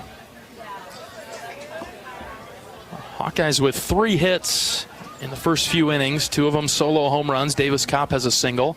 1-2 to Nelson, swing and a miss. Chased one just low and out. Got to stick to the scouts, stick to the game plan. And Hutchings likes to throw it low and get that really nice changeup that he has to drop out of the zone and get Iowa hitters to chase. Yeah, the challenge is then when you're down with 2 strikes, it becomes a little more difficult to hold your zone. And saw him go down. He saw it. He was trying to go down with it and follow it and at least foul it off, but just couldn't get a piece of it. Here's Tello. He struck out in the first. Breaking ball slipped out of the hand from Hutchings, and he misfired it high and out away from Rader. 2-0 Hawks in the third. Rader swing and a miss on a nice breaking ball that dive bombed itself at Rader's shoes. Yeah, now that's the one you need the discipline on to recognize and not take a hack at. Hutchings set with the 1-1. Here it comes. Rader hit it on the ground to short. Heza brings it in, makes the throw across the diamond to get Tello. The Hawks go down 1-2-3 in the third, 2-0 Iowa. We're back right after this. This is Hawkeye Baseball from Learfield. Our mission at Oak Knoll is to provide exceptional retirement living and health services through life care. I'm Steve Rowe, CEO. We are a not-for-profit life plan community and have served the Iowa City area for 57 years. Oak Knoll is located near University of Iowa hospitals and clinics, Kinnick Stadium, Carver Hawkeye Arena, Hancher Auditorium, and downtown Iowa City. Visit our website at oakknoll.com to learn more. We're a proud sponsor of Hawkeye Athletics. Go Hawks! When it comes to your health, you need the full picture. That means the right diagnosis and the right treatment right from the start. I'm Aaron Bose, pediatric neurologist with University of Iowa Healthcare. Here, we're working together every day to advance medicine so you can get the best care. With more research, more clinical trials, and more treatment options than anywhere else in the state, the University of Iowa Healthcare is changing medicine and changing lives. Learn more at uihc.org.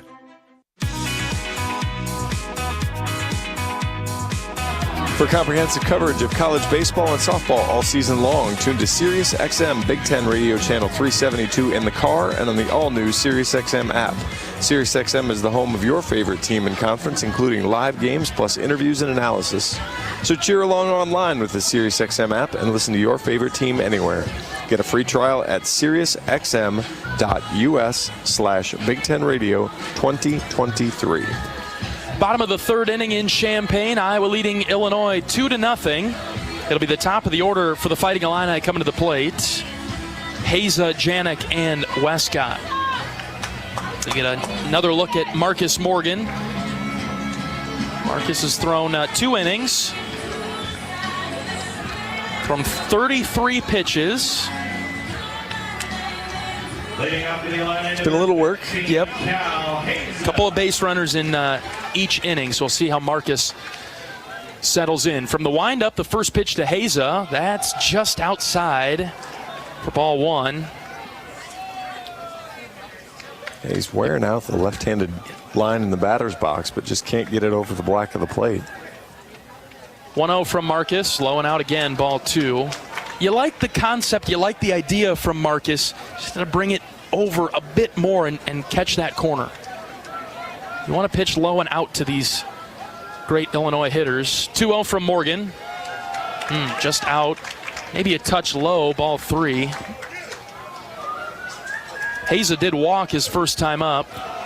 Marcus risking another walk to the leadoff man. There's a strike, outer edge. That one he painted the black on. Stays alive in the count. Marcus quickly back on the rubber. Here comes the 3-1. That's strike 2. Now he's hitting that spot.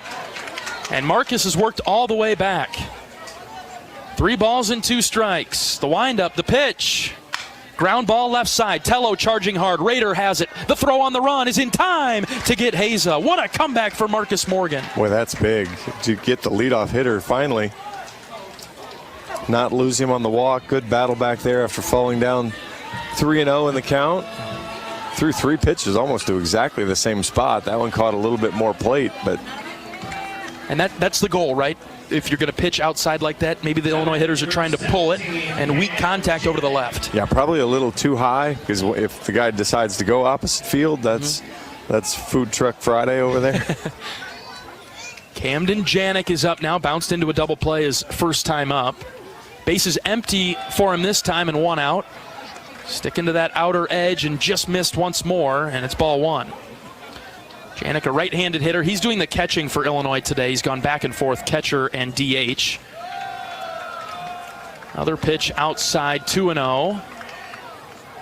Marcus not doing himself any favors, starting behind in poor counts. Boy, not to this lineup, no. 2-0 pitch. Swing and a miss. Got Janik to expand the zone there, and he missed everything. 2-1. Went back with the slider. Looked a lot slower coming out of the hand of Marcus. 2-1. Low and out, ball 3. And Marcus has that sweeper too, so he does have some variety to how he throws that. But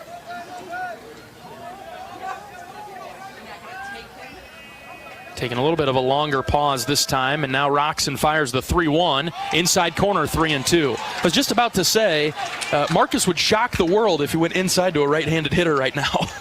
Yeah, that one right in the center of the plate, inside part, but right down at the knees again, so good spot. 3-2. That's looped foul out of play, right side.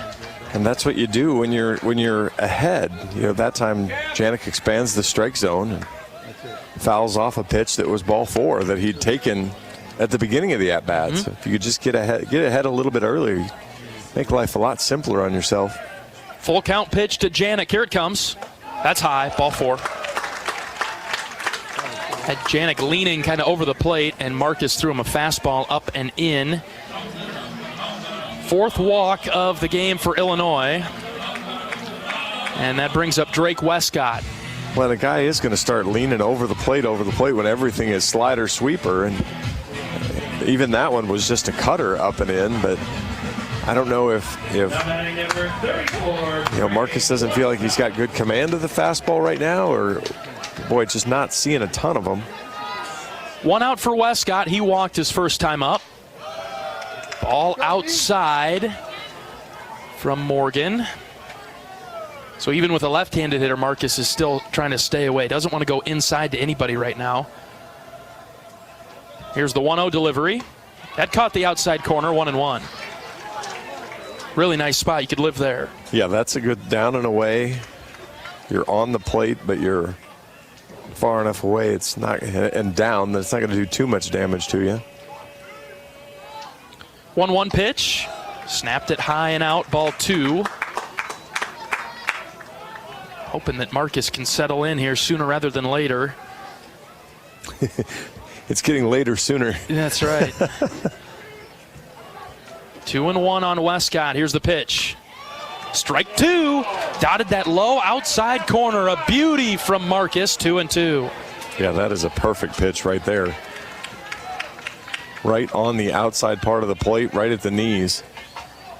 Check on the runner at first base. Morgan set with the 2-2. And he brings it home. Swing and a miss. Foul tip into the glove of Cade Moss, 2 away. Great job of hanging on from Cade Moss. That's how you can kind of set up that pitch then, right? Right, but again, you've got to be able to get ahead. You've got to throw strike one earlier in the at-bat. Strike one can't come the third to the fourth pitch of the at-bat and have any advantage. But if he can get ahead, then his nasty stuff is going to work great. First strikeout of the game for Morgan. Here comes Valencias with 2 outs. Morgan sends it home. Missed downstairs, ball 1. Penn State with a monster come from behind win to keep their hopes alive. Wow. Walk off Rutgers 11-10. That game was 9-2 Rutgers at one point. 1-0 pitch from Morgan. Inside, almost hit Valencias. 2-0. 4 runs in the bottom of the 9th inning to win it. Boy, Rutgers limps to the end of the regular season. They got another series left. Michigan State almost run-ruled Minnesota, but outside to Valencias, 3-0. They will continue to play. 12-4 now, headed to the top of the 8th inning.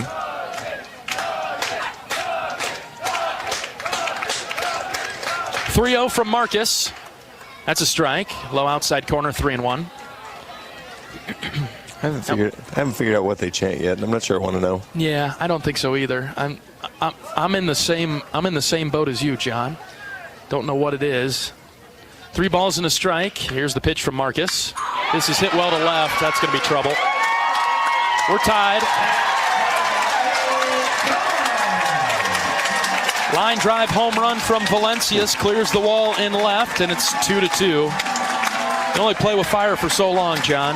That's the first hit of the game. But 114 off the bat because you're behind and you throw a breaking ball right in the middle of the plate. And that's,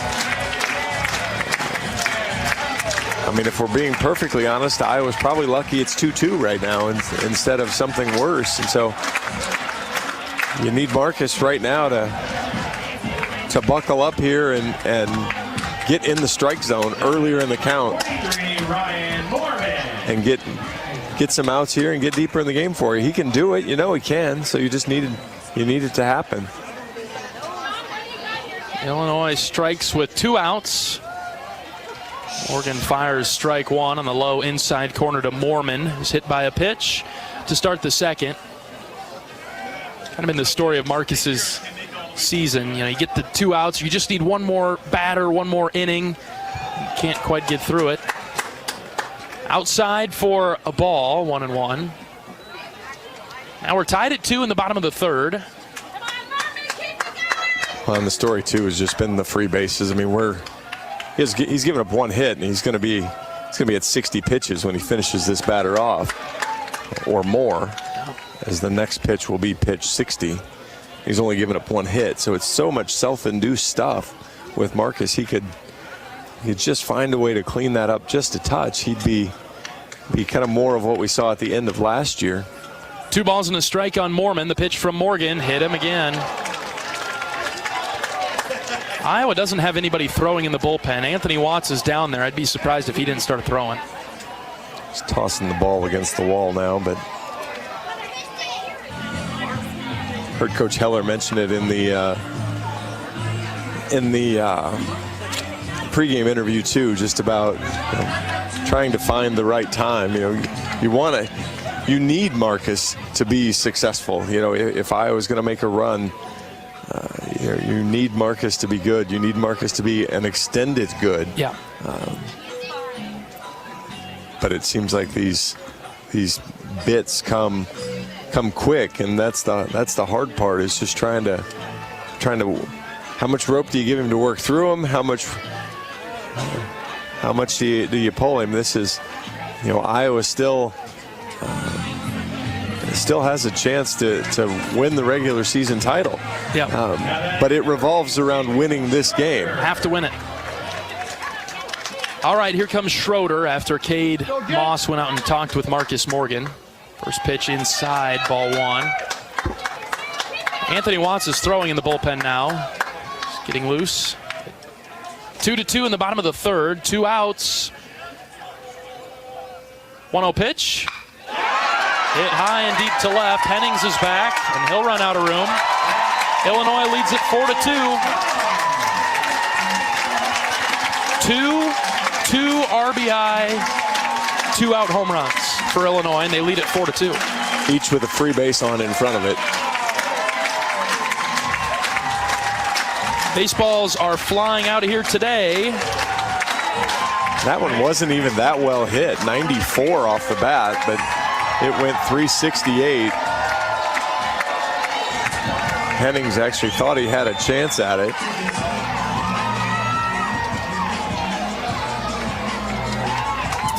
And just like that, Illinois is awake. 4-2, bottom 3. Harding comes up. First pitch from Marcus. That's in there for a strike. Hawkeyes will have Kopp, Moore, and Hennings coming to the plate when we get to the 4th inning. Do you want the free popcorn? It's a weekend deal for them, is it? After the first home run. So we probably need to hurry now that they hit the second one. 1 ball and 1 strike on Harding, who popped up to Tello his first time up. Strange ballpark with the free admission. A lot of giveaways. 1 ball and 2 strikes after Marcus deals a pitch at the knees. Go, Brody.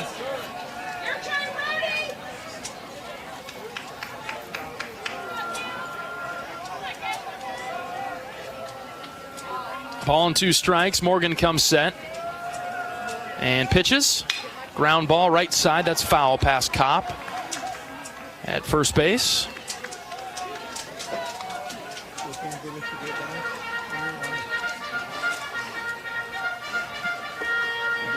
Well, Coach Heller talked about it. Likely going to have to outscore Illinois. And obviously you need more runs than the other team to win the game, but this will likely be a high-scoring affair. 3rd home run of the inning for Illinois as Brody Harding hits one to right center with 2 strikes and 2 outs. I just don't understand. Man. It's another slider. Slider right in the middle of the plate. Leaves the bat at 100, goes 413 over the right center field wall. That's not wind aided. That's all that and a bag of chips. He just blows out an ankle there on his celebration. That'll do it for Marcus. 5-2 Illinois. We'll be back after this pitching change break. This is Hawkeye Baseball from Learfield. Nestled on the rolling greens of the iconic Finkbine Golf Course, Bumps Restaurant is open to the public year-round. Whether you're swinging by after a round of golf or just in the neighborhood, Bumps is your go-to spot for scrumptious sandwiches, shareable appetizers, and mouth-watering pizzas. Quench your thirst with our selection of local craft beers, or let our full bar serve you a refreshing cocktail to toast to your game, or just because it's 5 o'clock somewhere. Our happy hour from 2 to 6 p.m. is the perfect 19th hole. Be sure to follow us on Facebook and Instagram to catch our latest daily specials. And here's a little insider secret just for our radio listeners. Thursdays are not to be missed at Bumps Restaurant. It's BOGO Happy Hour. Buy one, get one free on select beverages from our happy hour menu. Whether you're a diehard golfer or just love a great meal with a view, Bumps Restaurant at Finkbine Golf Course is your destination. We're currently open Wednesday through Saturday. Swing on by today. Bumps at Finkbine Golf Course. Great food, great drinks, and the best views in town. See you at Bumps.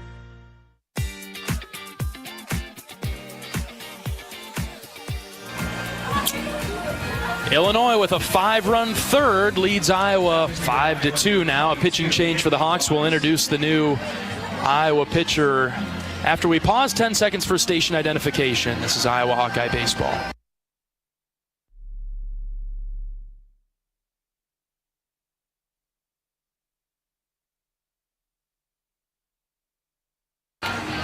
Right-handed sophomore from Clive, Anthony Watts, enters for the black and gold. 18 appearances, 2 starts. He also has a save in it with a 2-1 record. 3.50 ERA, 36 innings, 24 hits, 16 runs, 14 are earned. He's walked 26. He's struck out 51. Opponents hitting just 188 against him. And you need zeros. You needed zeros Friday in this spot. Didn't get them early. You got some of them later. but you need zeros now. You give yourself a chance to come back in this game. Both teams with 3 hits, but Illinois' 3 hits went a long, long ways and had, well, in the first 2 cases, had a free guy put on in front of them. No reason to believe that the Hawks can't do something similar the rest of the game offensively. Iowa had a nice offensive day yesterday, putting up 10 runs against Illinois. Going to need something similar today in a high-scoring Sunday game. 3 home runs in the inning for Illinois. They really are all that they're cracked up to be as we wrap up this series with them. I don't think I have their game notes up anymore. I was going to pull up, just see if I could find their. They obviously have a lot of references to home runs with as many as they hit. Yeah, they've got, this is their program record for most hit in a single season. They're adding to it today, unfortunately for Iowa. So here comes Anthony Watts trying to stop the bleeding. 5-2 Illinois in the 3rd. Watts, the right-hander, out of the windup. Missed upstairs for ball 1. Iowa threw the first punch today. Illinois has punched back now in the 3rd. 1-0 pitch from Watts. That's in there for a strike, 1-1. Iowa threw 2 jabs. Illinois threw, well, now 3 big hooks. Get back up off the mat. 1-1 pitch from Watts. That's laced foul. Heads up over there, kids. And just not paying attention. Come on, weren't you a kid that went to a game and you? I usually sat in the stands and watched the game. I was trying to learn from the big boys. We played rundown and we played pickle all the time on the edges. Now that was 112 years ago, but dirt ball, leather glove. 1-2 pitch from Watts. Here it is. Fouled back by Quagliano.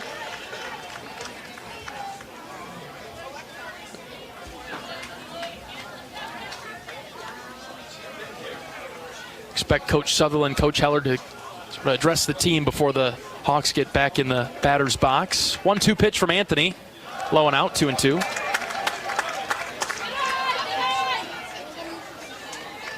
Okay, you browse through the game notes for Illinois, and it's just, this guy's got a career high in this. This guy's got a career high in that. They've hit the ball well this year. 2-2 from Anthony. From the windup, here it comes. Popped up right side, shallow right field towards the foul line. Mitchell is over into foul ground and makes the catch for the 3rd out. Huge inning for Illinois. 3 home runs. They take the 5-2 lead. Hawks will answer back as we get to the top of the 4th. This is Hawkeye Baseball from Learfield. You become America's best-selling brand? Let's break it down. Innovative tech means smarter and safer driving.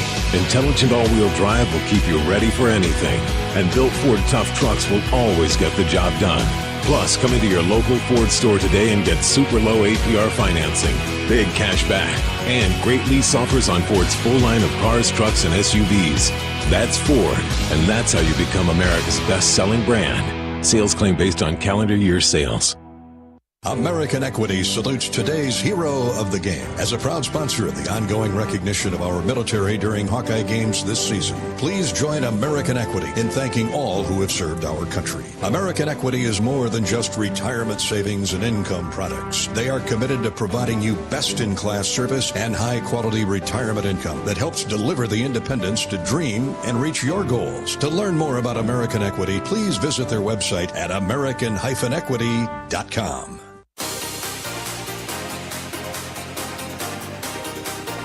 University of Iowa Healthcare has the game plan for your same-day healthcare needs. If you need treatment for a common illness or minor injury, visit one of several UI quick care or urgent care locations throughout the Iowa City-Cedar Rapids corridor.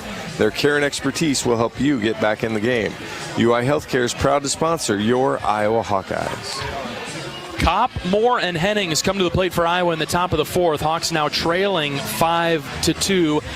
I think we'll learn a lot about the course of this game based on these at-bats coming up for Iowa now after giving up 5 runs in the bottom of the 3rd. Stay patient, stay with the process, and chip away now, chip back.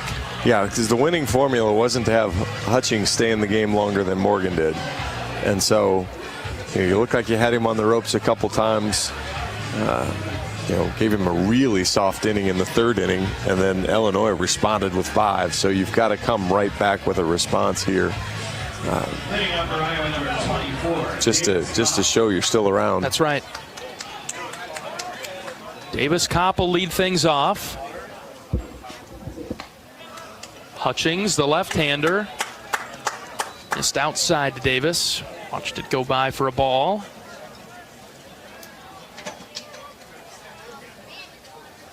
One-0 pitch, skip to the plate, 2 balls and no strikes. Davis has Iowa's lone hit that was not a home run, the single in the first. 2-0, that's outside. Ooh, called a strike on the edge, 2-1. Wow. Hometown scoreboard put up 3-0. As well they should have. Even they certainly agreed. But instead, 2 balls and 1 strike on Kopp. Pitch from Hutchings. Davis watched it go by for another strike, 2-2. That one was a strike, but now you've got Davis asking about, boy, you call up and out, you're going to call down and in now. That's a big area of a rectangle to cover. 2-2, swing and a miss. Oh boy. That at bat turned on a dime, didn't it? Turned on a lousy call, and then a take and an upper swing and miss. So, but that's, now you just have to buckle in. Again, it can't be the umpire's fault. It's got to be, what do you do to get better and score runs? 1 out for Reese Moore. He ducks away from a pitch that was headhunting. Ball 1. Yeah, even at 70 mile an hour, you don't want to take that off the helmet. Naturally, you'll get out of the way. 1-0's in the dirt. Ball 2. This is where Hutchings got with Kopp a moment ago and then threw 3 straight strikes. 2. 2-0 is fouled off to the left. 2-1. I can still be bitter about it. They can't be, but I can be. Sure.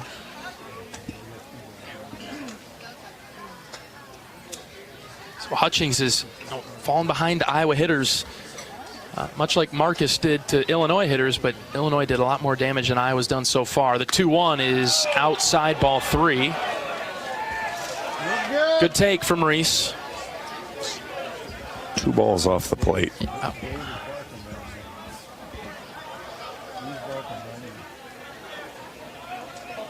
Three balls and a strike on Iowa's DH. Here's the pitch, way outside, ball 4. Hawks have a base runner in their attempt to answer in the 4th, down 5-2. See what kind of at-bat Connor can have now, even just to stay within himself, do his thing here. Solo home run in the 2nd. Keep putting together good at bats. Battle and fight. 1 out, and Hennings takes one at the knees for a strike. Illinois has both a lefty and a righty warming up. No chance that I can identify either of them. All the way down there in that left field corner. 0-1 to Connor. Took a hack at it and knocked it foul over to the left. That was the breaking ball from Hutchings. 0-2 now. Yeah, chase that one inside. See if he can battle here, hold him off. Moore at first base, the 0-2, way outside. Got away from the catcher, and Reese will be able to take second base. Just past the outstretched glove of Camden Janik behind the plate. Reese up to second base into scoring position now. Hennings in a 1-2 count. Iowa hasn't gotten a ton of free bases and certainly haven't gotten many like that, so. Make it hurt.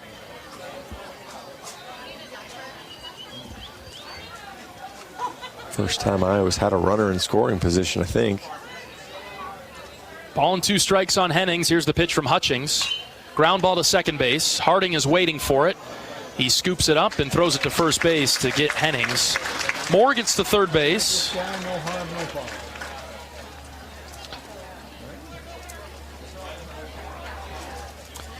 And it'll be up to Michael Seegers with 2 outs and a runner at third.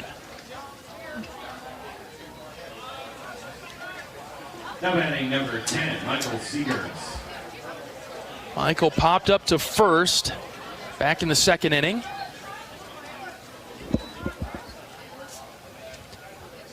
First pitch to Michael. Low and out. That's a ball.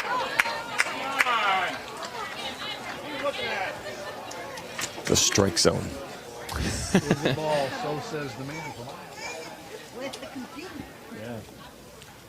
1-0. That's in there for a strike. It's 1-1 now. If they're going to talk trash about us, I'm going to be forced to show them TrackMan at some point. Yeah, show them that they're wrong. Yeah, you just get a backhanded, I won't say compliment, but 1-1 to Michael is inside 2-1. I think You're the topic of conversation below us. I think I'm fairly fair about it. I try to give credit even when the other team, the umpire's wrong, I try to help that guy out.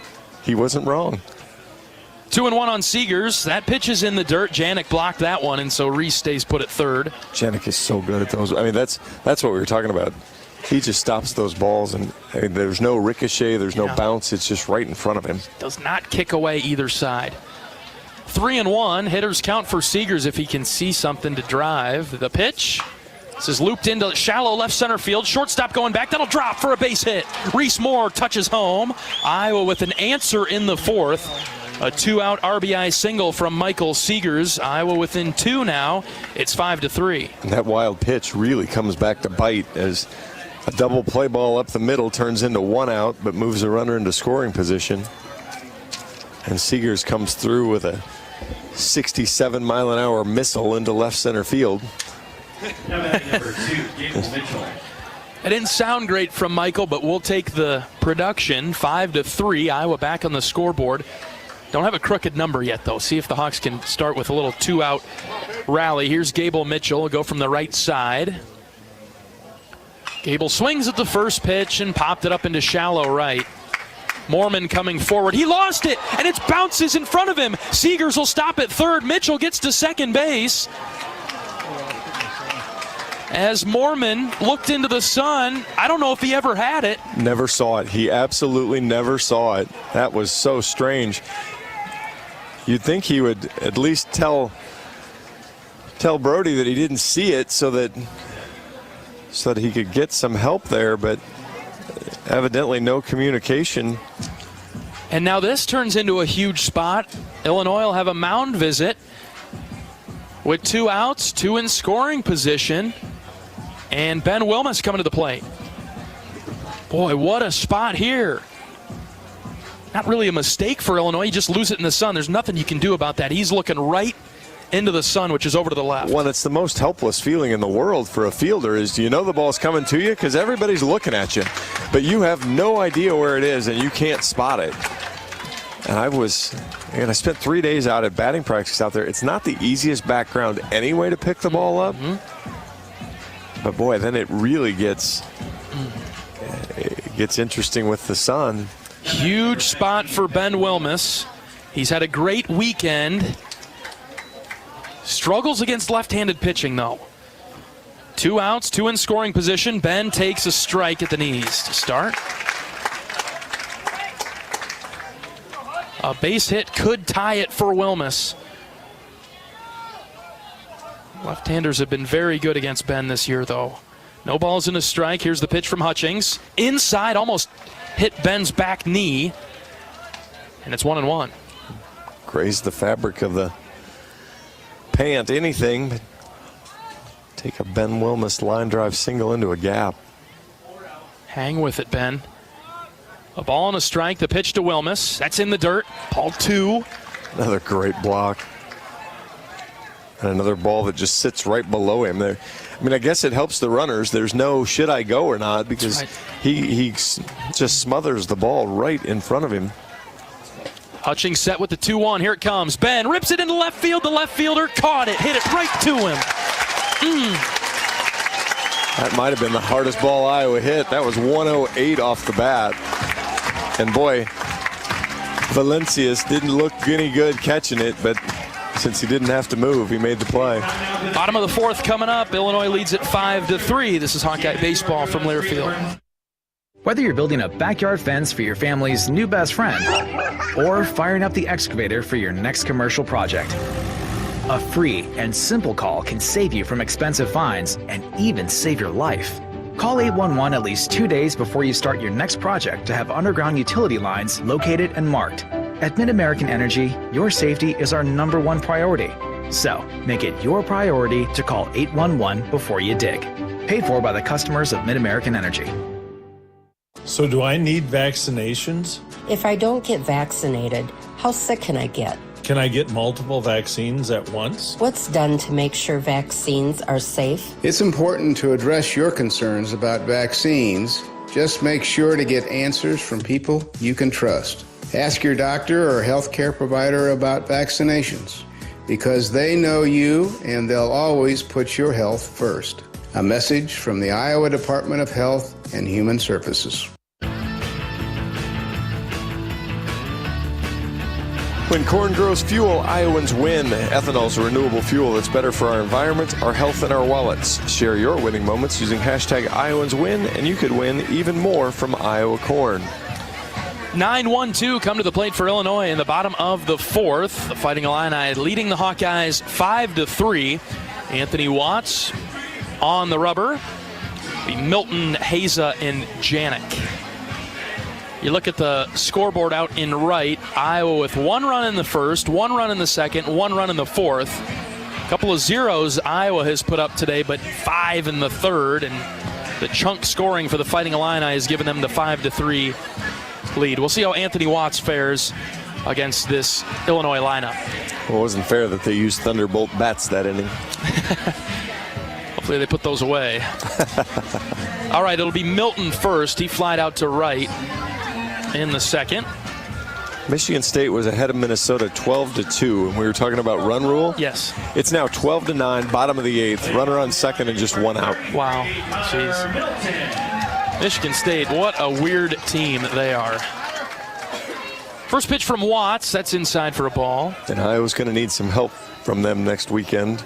Nebraska, they'll host Nebraska. Iowa needs to take care of its own business first, but there's strike one from Anthony, got the outer edge.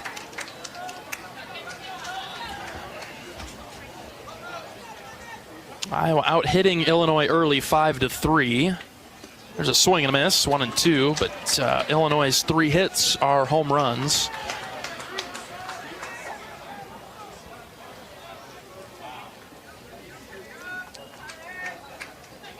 One, 2 from Anthony. Just outside, 2 and 2. Good spot. Couldn't have not enough room for Moss to bring it back in.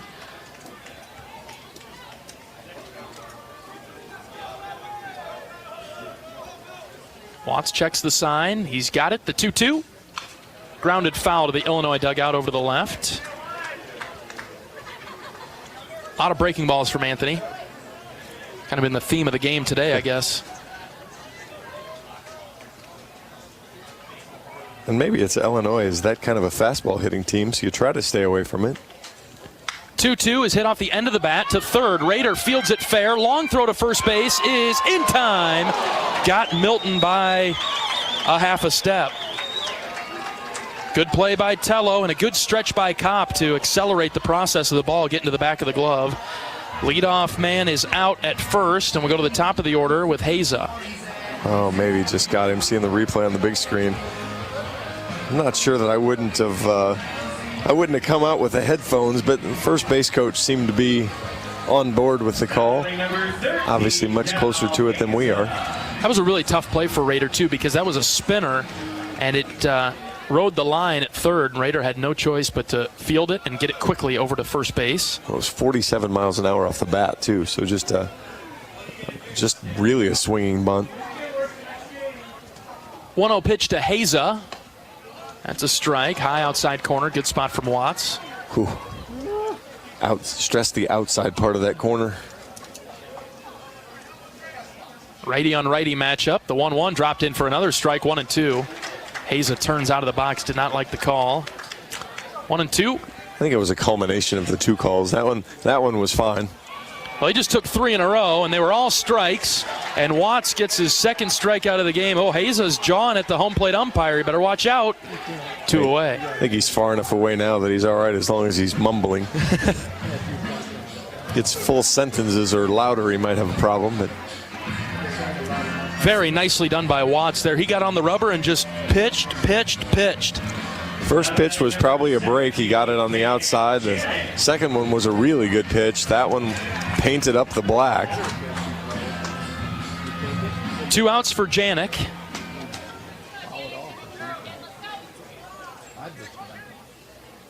Watts deals strike 1.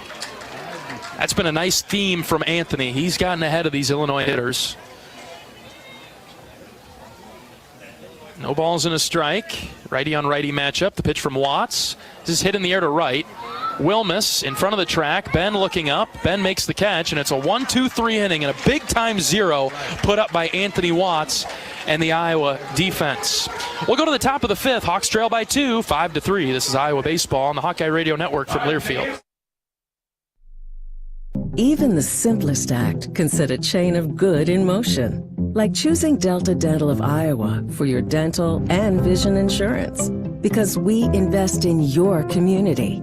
So whether you get your plan at work or purchase it through us, you make a difference for others. Visit sharinghealthysmiles.com and choose Delta Dental for your smile, for your health, and for your community. American Equity salutes today's hero of the game. As a proud sponsor of the ongoing recognition of our military during Hawkeye games this season, please join American Equity in thanking all who have served our country. American Equity is more than just retirement savings and income products. They are committed to providing you best-in-class service and high-quality retirement income that helps deliver the independence to dream and reach your goals. To learn more about American Equity, please visit their website at american-equity.com.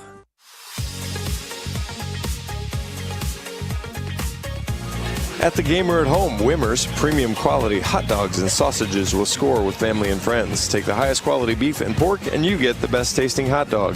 Wimmer's, the official hot dog of the Hawkeyes.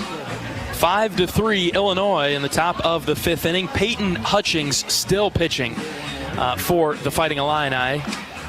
He's got to be near the end of his line, but he's done just enough to stay in the game. The Hawks have not been able to get him out yet. Yeah, he was hard luck there last inning. Obviously, he should have been out of that a little quicker and cleaner than he was. But yeah, 66 pitches that he sits at, 11 over his season high that he threw a couple weeks ago at Maryland. Only was in the 50s one other time, so a lot of pitches for him. So see if Iowa can create some trouble for him now as maybe he gets a little more tired and a little less sharp. But said Illinois got a couple guys ready. I don't know that his rope will go real long. Any issues, he'll probably get a seat and a big pat on the back and congratulations. Major 0 from the Hawks defensively, though, in the bottom of the 4th, and you still feel like you're in it. It's a 2-run game. Be absolutely shocked if the game ends 5-3. So just with the way both offenses are playing this weekend. Cade Moss will lead off Iowa's 5th. First pitch to him, way high and out. He hasn't hit with that breaking ball lately.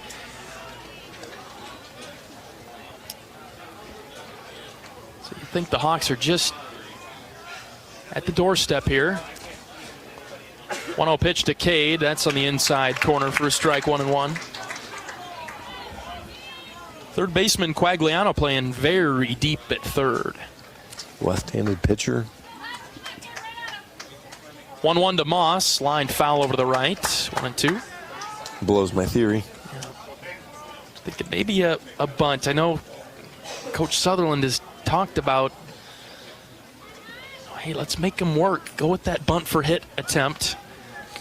Cade probably not the candidate now with 2 strikes, but something to keep an eye on the rest of the game. 1-2 to Moss. Ground ball to third. Quagliano backhands it on one hop. He'll throw it across the diamond, 1 out. And I was just thinking that too. You got a guy that's scuffling at the plate just a little bit. And that will be it. He's gone through the lineup twice, and he will be done. Mound visit for Illinois. And they've got a right-hander that is throwing his final warm-up pitches and making his way to the door down the left field line. We'll have a pitching change in the fifth. Iowa down 5-3. We'll introduce the new Fighting Illini pitcher right after this pitching change break. This is Hawkeye Baseball from Learfield. Let's be honest, we all like to be noticed. Picture yourself striding into Kinnick Stadium, radiating both style and comfort, while fellow Hawkeye fans can't help but ask, where'd you get that shirt? With pride, you point to the big screen and reply, it's Authentic Brand. Discover the remarkable difference that apparel with the Authentic Brand label brings. Ask for it by name at your favorite boutique, spirit shop, or retailer, or shop online at authentic-brand.com. It's time for a change in your style. It's time for Authentic Brand. Tickets are on sale now for the Hy-Vee IndyCar Race Weekend Concert Series. Saturday, July 13th, see Luke Combs and Eric Church. And Sunday, July 14th, see Post Malone and Kelsey Ballerini live in concert. One ticket per day gets you into a race and 2 concerts. Tickets on sale now at HyVeeIndyCarWeekend.com.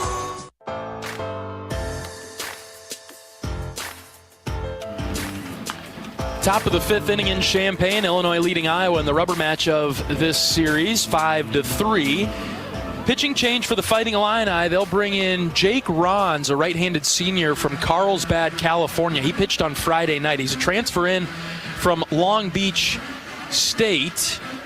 Rons making his 19th appearance. He's got a 3-1 record with a 6.08 ERA. In 18 appearances, he's only thrown 23 2/3 innings. Has basically a 1-to-1 strikeout to walk ratio with 16 strikeouts, 15 walks. He's allowed 16 earned runs. Teams are batting .281 against the new pitcher for Illinois, Rons. There it is. Had to find his number. Fastball is going to be right around 90 plus or minus. Got a variety of pitches, but mostly throws the slider. He'll also have a big loopy curveball every once in a while. That's a pitch that Iowa will have to just stay disciplined and not go chasing out of the zone on. But Rons pitched the 8th inning for Illinois on Friday night in their victory over the Hawks. Faced 3 batters. He walked 1. Clean inning otherwise. Top of the order for the Hawks. This is Nelson with 1 out. Bases empty. Iowa down 5-3. You figured that this was coming for Illinois once Hutchings came out of the game. Iowa has anticipated that they'll see a couple of pitchers that they've already seen. Nelson hits it on the ground to short. Heza has it. He makes it look easy, 2 away. Yeah, he doesn't wow you with his arm, but man, he makes every play and gets rid of the ball so quick. Automatic. All right, here we go, Raider. Tello makes his way to the box with 2 outs and the base is empty. Boston College walked off Maryland 2-1. Ooh. Low scoring Sunday game. First pitch to Raider. It's fouled back to the screen.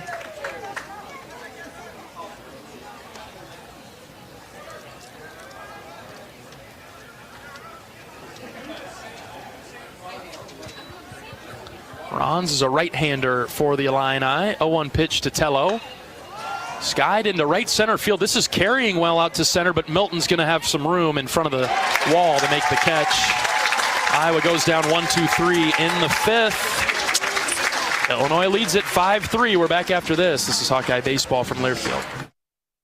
Nestled on the rolling greens of the iconic Finkbine Golf Course, Bumps Restaurant is open to the public year-round. Whether you're swinging by after a round of golf or just in the neighborhood, Bumps is your go-to spot for scrumptious sandwiches, shareable appetizers, and mouth-watering pizzas. Quench your thirst with our selection of local craft beers, or let our full bar serve you a refreshing cocktail to toast to your game, or just because it's 5 o'clock somewhere. Our happy hour from 2 to 6 p.m. is the perfect 19th hole. Be sure to follow us on Facebook and Instagram to catch our latest daily specials. And here's a little insider secret just for our radio listeners. Thursdays are not to be missed at Bumps Restaurant. It's BOGO Happy Hour. Buy one, get one free on select beverages from our happy hour menu. Whether you're a diehard golfer or just love a great meal with a view, Bumps Restaurant at Finkbine Golf Course is your destination. We're currently open Wednesday through Saturday. Swing on by today. Bumps at Finkbine Golf Course. Great food, great drinks, and the best views in town. See you at Bumps. Today's game is brought to you by Bud Light, proud sponsor of Hawkeye Athletics. Easy to drink, easy to enjoy. Bottom of the 5th inning at Illinois, 5-3. The Fighting Illini with the lead. Their big inning was the 3rd. That's when they scored their 5 runs. Iowa scored in the 1st, 2nd, and 4th, a single run in each of those. Anthony Watts back to the mound for the black and gold. He'll see Westcott, Valencius, and Moorman come to the plate for the Fighting Illini. We can save it a little bit for kind of the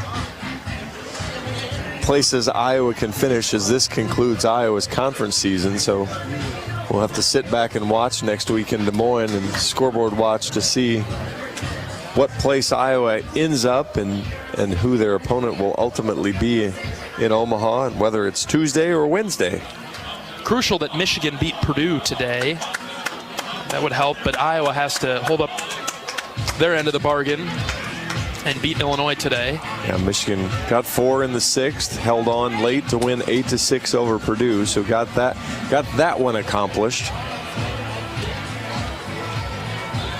And funny enough, some of the scenarios that Iowa needed to happen, the toughest one was their own business, was Iowa beating Illinois here. Is it 19-3 now in this ballpark? That's right. With the split in the first 2 games? All right, TV's returned from their commercial, so we can play baseball now. Drake Westcott comes up. Left-handed hitter. Swing and a miss. Watts challenged him up and in. I do like watching this guy swing, though. I'll like it more when he's playing somebody else, but boy, does he take a rip.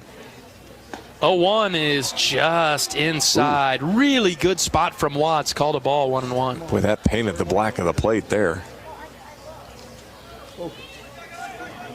Watts from the windup. Delivers. High and out, ball 2.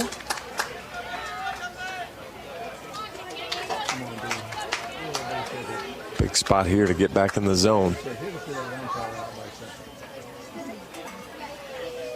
2-1 pitch.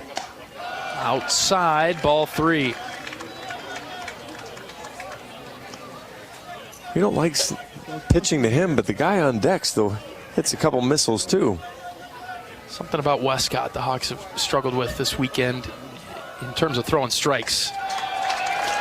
And it walked him again. Got a little unlucky on one of them, but after that, didn't really give him anything that he or the umpire could believe was a strike. And here comes Valencius, who's done a ton of damage against Iowa this weekend. Homered earlier today, hit a home run yesterday, and reached 4 times on Friday. Is that good? Very good. Okay. Cleanup hitter. Watts from the stretch. Kicks and fires, low and out.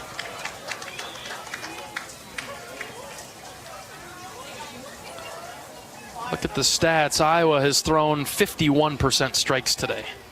Illinois has thrown 62. And it's really felt like it.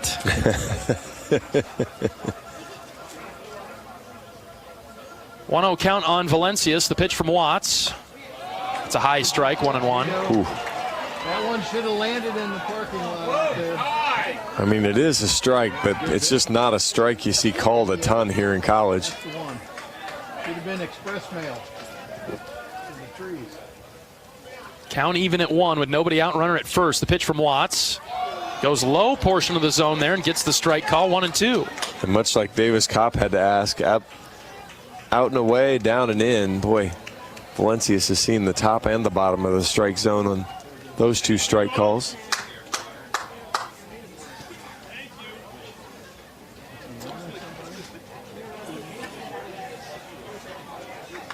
Watts set down Illinois in order in the fourth. Could use a ground ball here. 1 ball and 2 strikes on Valencius. The pitch from Watts. Here it comes. High pop-up. This is into center. Nelson sprinting forward. Andy still coming. And Nelson made the catch for the first out. That'll chase Westcott back to the bag at first base. I was just saying, I think the only way Valencius hits a ground ball is if it sets the turf on fire as it just scoots through. So probably better that he hit a fly ball and maybe Mormon can hit a ground ball. Hawks haven't been able to get Mormon out today. Haven't thrown him very many strikes. Have hit him twice. So we'll see. Mormon, a very good hitter for Illinois. A very powerful hitter, I should say. 15 home runs, 5 doubles, a .245 average. First pitch from Watts, low and out, and skips to the plate as Moss with a good backhand pick to prevent that from getting away. Exceptionally good scoop there. But yeah, this lineup is just not one you can say, okay, yeah, there's the guy I take a breather with. You know, every guy, if you make a mistake and hang it, you know, they're going to see dead people in the cemetery across the road. They're just going to clobber one or hit Food Truck Friday over to right center. Ball and no strikes on Mormon. Right-hander versus right-hander. Slider high and out, ball 2. That would have been a lot better if you'd have seen Sixth Sense when he said, I see dead people. You would have understood that. I think I know the reference. I don't know the movie, though. Of course you don't know the movie. Another hitters count for Illinois. Mormon in the box. 2 balls, no strikes. The pitch from Watts. Swing and a miss, 2-1. Got him to chase there on the 2-0 pitch. I don't really think Mormon wants to walk. No. I think he wants to hit the ball far. Yes. And he's done that several times this season. 2 balls and a strike. Watts from the stretch. Kicks and fires. Low, ball 3.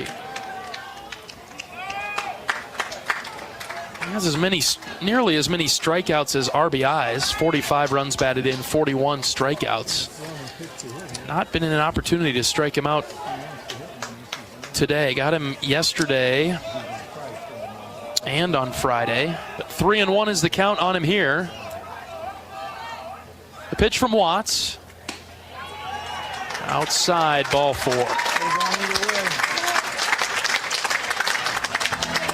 That free base tracker is getting high for the Hawks today.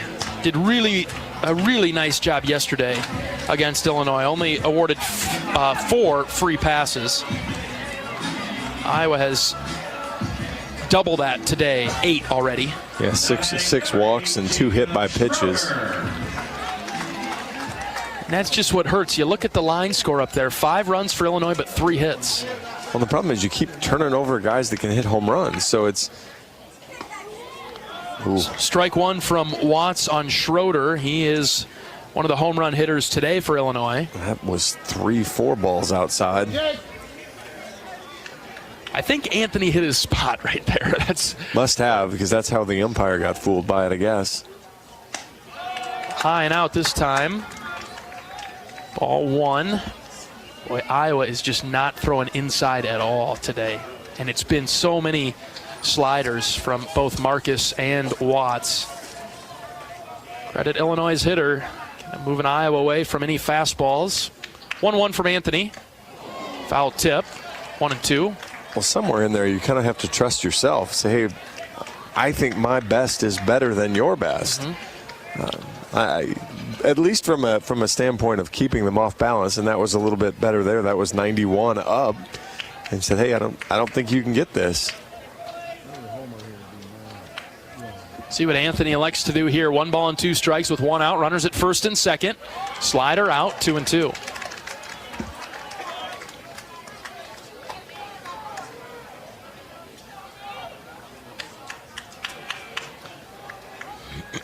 Watts back on the rubber, looks in for the sign. Comes set.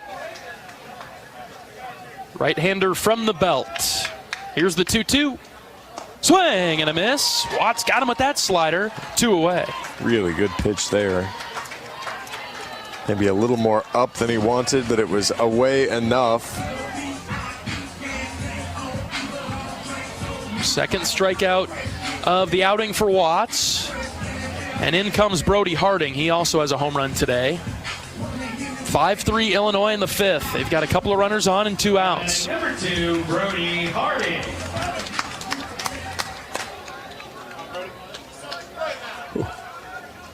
Michigan State clinging to a 12-11 lead now. Strike one from Anthony with the fastball. That's a morale breaker when you're up 12-2, headed into the bottom of the 6th inning. Wow. No balls and 1 strike on Harding. The pitch from Watts. Inside, called a strike, nothing in 2. Very good pitch from Anthony. Catches all the way to the plate, up a little bit, but when your batter crowds the plate like that, gives the illusion that it's inside, but it's a really good pitch from Anthony. See if he can finish him off. Here comes the 0-2. Went to the same spot, didn't get the call this time. It was a little bit more up, and so called a ball. It was just a little more up and a little bit more in, but decided to test drive the theory, and they are tied at 12 now. Unbelievable. In Minneapolis with the winning run on second base. 1-2 on Harding. Watts from the belt. The pitch in the dirt. Good block by Moss. 2-2. Just for the heck of it, I think I'd like to see Minnesota win that. And it's 12 runs on 15 hits, so it's not like it's been, I mean, I'm sure there's some walks involved, but it's not like, what was one of the other box scores I saw? Yeah, Rutgers had 10 runs on 9 hits. 2 balls, 2 strikes with 2 outs. Watts checks the runner at second. The pitch, line back to the screen. We'll do it again.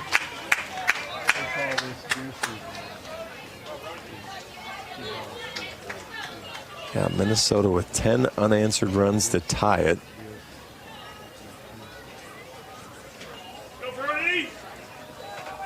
After Michigan State had scored 11 straight to take the lead. Wow. Another 2-2 pitch from Watts. Here it is. Fouled back again. We saw that Minnesota scoring runs in a train. Friday night adventure after Iowa had the lead. They don't quit. Did not love that. More fastballs from Watts to Harding, the left-handed hitter. See what the call is on this 2-2 pitch. Watts comes set. Quick check of the runner at second. Here's the pitch. Outside. Ball 3. Good at-bat from Harding. Watts has been battling him, but a couple of really good pitches from Anthony, and Harding fought him off. See what Anthony has on the 3-2 delivery. Runners will be going on the pitch. 3 balls, 2 strikes with 2 outs. Illinois leads at 5-3 in the bottom of the 5th. The Hawkeyes will have Kopp, Moore, and Hennings due up when we get to the 6th inning.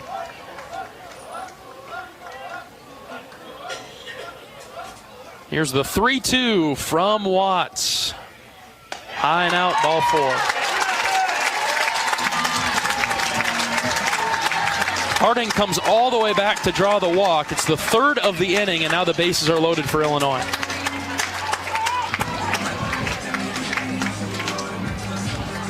It's the flood of free bases today.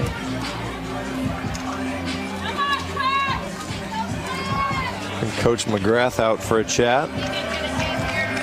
Anthony's been, I guess, good.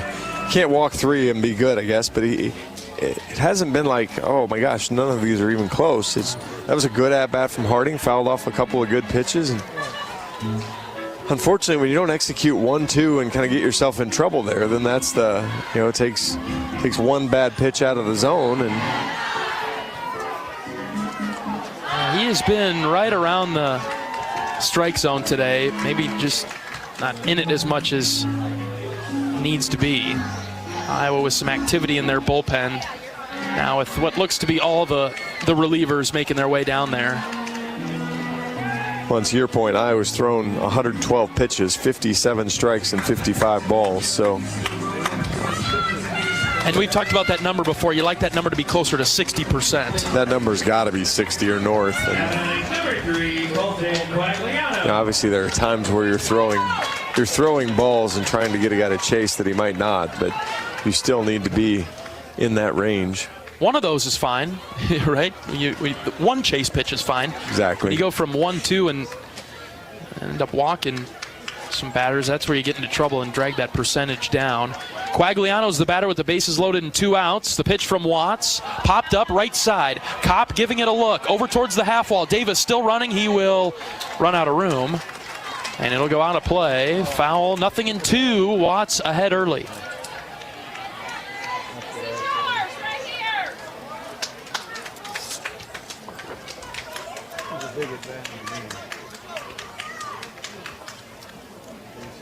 See if you can give him that slider down and away. Get him to get himself out. Watts out of the windup. Has the sign that he likes. Here's the 0-2 pitch. Low and out. Good stop by Moss on the backhand. It's just got to be believable. I mean, that's the kicker now is he's got to show him a pitch that looks like it's a strike and break it off if he wants him to chase it. Here's the 1-2. Popped up again over to the right side. Kopp into foul ground, moves over. Davis is underneath it. He caught it. And the Illini will leave the bases loaded in the 5th. Time to get the Iowa bats going once again. 5-3, Illinois with the lead. We're back for the top of the 6th right after this. This is Hawkeye Baseball from Learfield. Hi, I'm Gary Dolphin, and if you want your home to be exceptionally comfortable during these cold Iowa winters and hot, humid summers, you need to turn to Dave Lennox and your local Lennox home comfort specialist. Lennox has been serving Iowa consumers since 1895, when Dave Lennox built his first furnace in Marshalltown, and Lennox is still building its high-efficiency furnaces and air conditioners there today. For the best home comfort system you can buy, it's Lennox and your local Lennox dealer. Lennox and the Hawkeyes. Now there's a winning combination. How do you become America's best-selling brand? Let's break it down. Innovative tech means smarter and safer driving. Intelligent all-wheel drive will keep you ready for anything. And built Ford tough trucks will always get the job done. Plus, come into your local Ford store today and get super low APR financing, big cash back, and great lease offers on Ford's full line of cars, trucks, and SUVs. That's Ford, and that's how you become America's best-selling brand. Sales claim based on calendar year sales.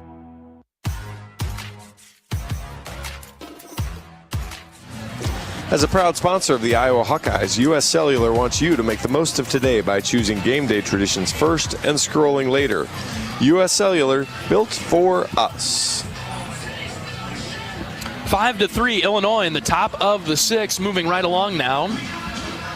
Iowa hasn't scored since the 4th. It's been 3 innings of solo runs for Iowa.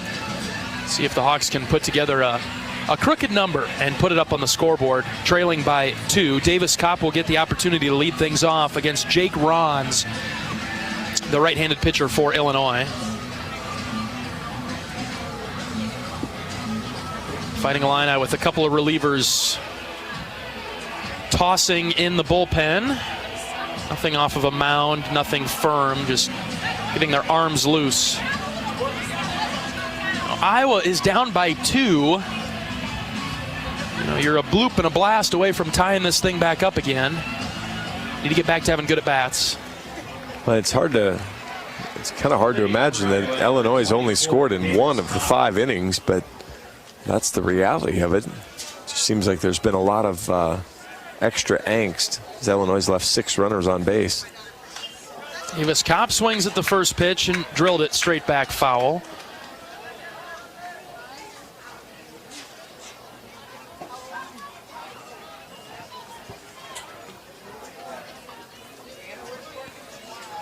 Kopp is 1 for 2 this afternoon. Here comes the 0-1.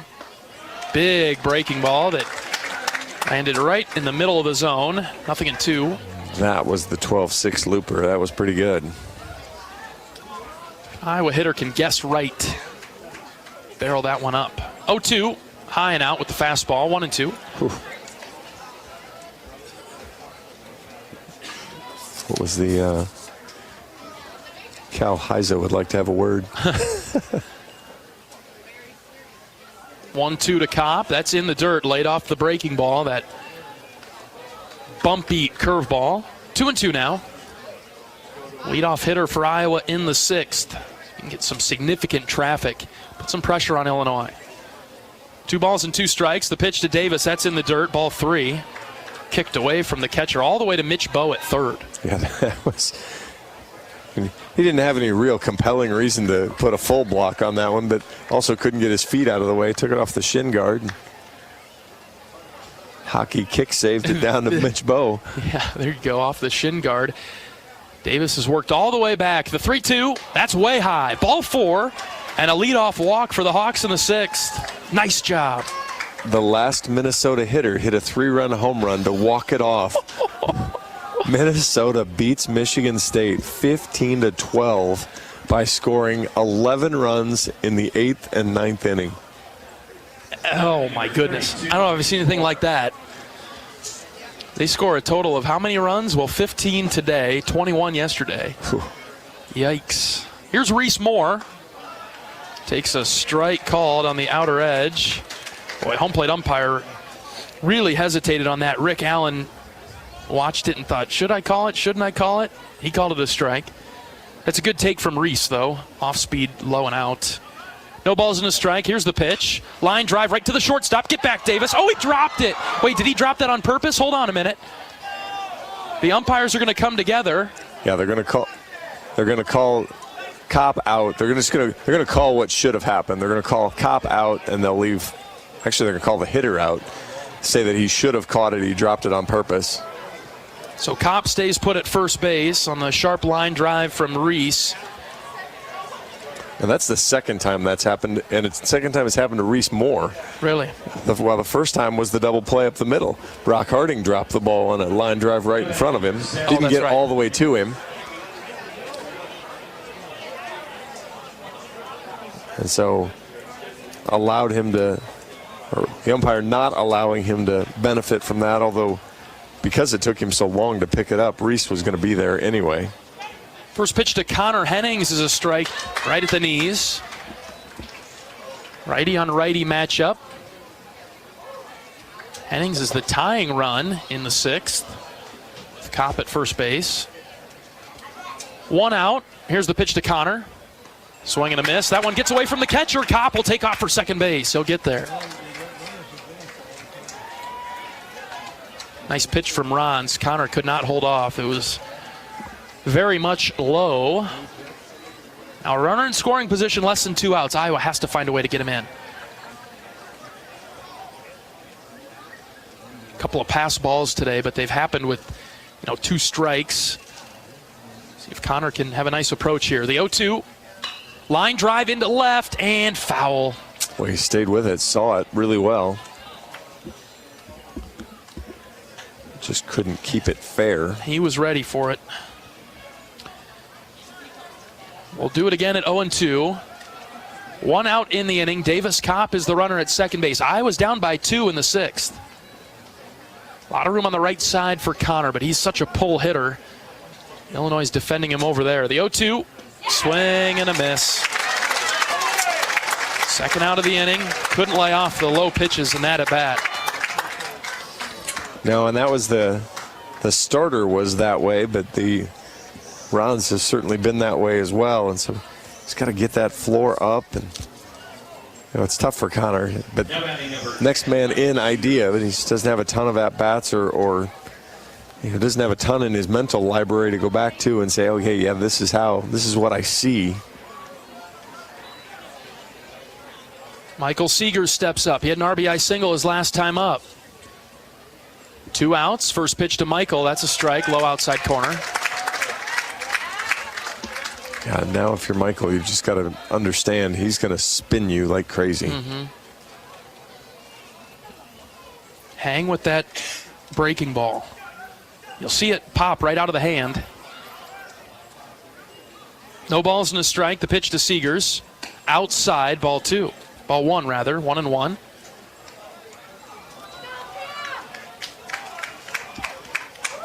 The Hawkeyes trail Illinois 5-3. Top 6. Trying to make the most of their opportunities with a runner in scoring position and 2 outs. 1-1. Michael sliced it foul over to the right. There was the breaking ball right down the middle, but Michael missed it. Yeah, saw it coming. Just couldn't get the barrel square. It's kind of dropped underneath it and flared it foul. Now it's 1-2 on Seegers. Ron's from the belt. Here's the pitch. Check swing. Michael did not go, and the pitch was in the dirt. Ball 2.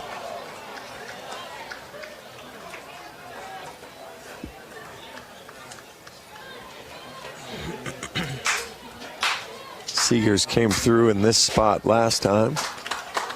Would be handy again. Count even at 2. The pitch. Swing and a miss. Couldn't decide if he wanted to go after that breaking ball, and he decided too late. He really probably needed to. It was a strike, so tough way to go down either way. 5-3. Illinois leads it. We'll be back to the bottom of the 6th right after this. This is Hawkeye Baseball from Learfield. Brown Deer Golf Club offers a pure golf experience. Manicured bent grass fairways with tees and greens carved into gracefully rolling landscape. Challenging, yet extremely playable. Improve your game with PGA instruction and our full-service pro shop. Treat yourself to Bunker's Bar and Grill for lunch or dinner. And our scenic Greenview Banquet Room is perfect for weddings or any special event. Brown Deer Golf Club, a stunning country club setting at affordable public rates. Tickets are on sale now for the Hy-Vee IndyCar Race Weekend Concert Series. Saturday, July 13th, see Luke Combs and Eric Church. And Sunday, July 14th, see Post Malone and Kelsey Ballerini. 5 in concert. 1 ticket per day gets you into a race and 2 concerts. Tickets on sale now at HyVeeIndyCarWeekend.com.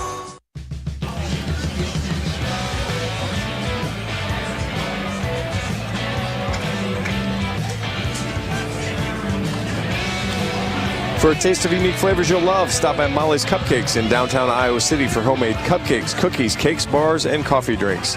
Molly's Cupcakes is a proud supporter of the Iowa Hawkeyes. And let's pause 10 quick seconds for station identification. This is Iowa Hawkeye Baseball from Learfield.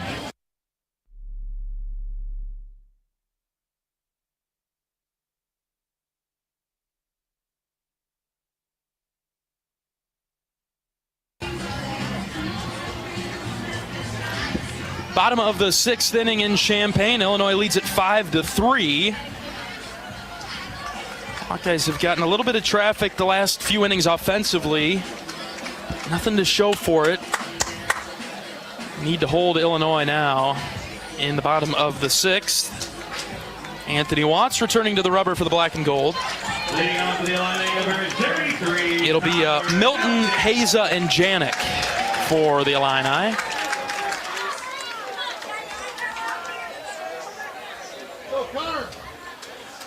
Watts deals the first pitch that's fouled back to the pad.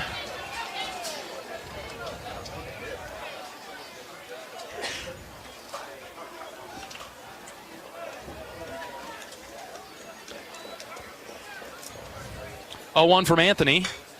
Skied foul and out of play. Over to the right. Well, I understand how Milton has hit home runs. Boy, just a serious uppercut swing. Yeah, drops the back shoulder, and just everything is trying to lift and elevate. Here comes the 0-2 pitch. Another fly ball down the right field line. Wilmus giving it a look.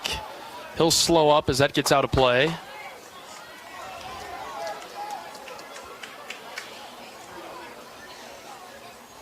As Anthony gets a little deeper in this game, he's going to want to make sure he works on keeping that ball down. Another 0-2, low and out. Another slider that missed the zone this time from Anthony.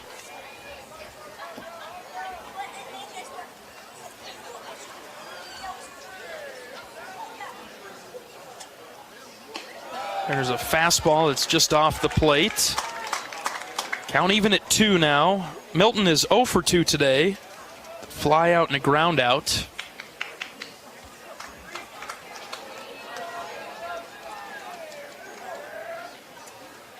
Watts delivers the 2-2. Hit on the ground, third base side. Tello dives. The throw from his knees will be late. Just couldn't get it out of his glove. What a great play from Raider Tello. He's kind of stretching and dusting himself off a little bit there. E5 for sure.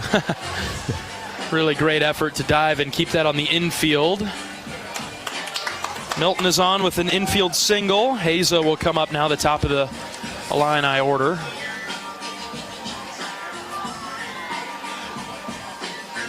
Illinois doesn't bunt a ton, but Heza is one of the guys that might do it. Raider might be anticipating it as well. He's even with the bag at third. He does show the bunt, pulled it back. Watts fired a strike in the zone.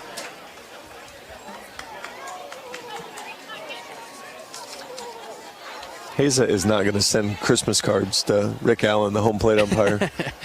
He's off the list. He's off the list. No balls and a strike. Watts set. Here's the pitch. It's bunted third base side. This is a good one. Raider picks it up with the bare hand. Throw to first is in time to get Heza.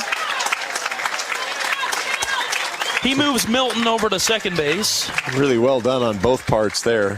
Heza lays down a beautiful bunt, and Tello plays it perfectly. And there'll be one out for Janik now, making his way to the box. Now batting number 17, Cam Janik.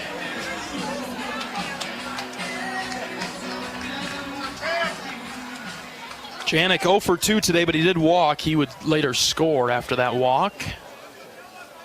One out and a runner at second for Illinois in the sixth. They lead it 5-3.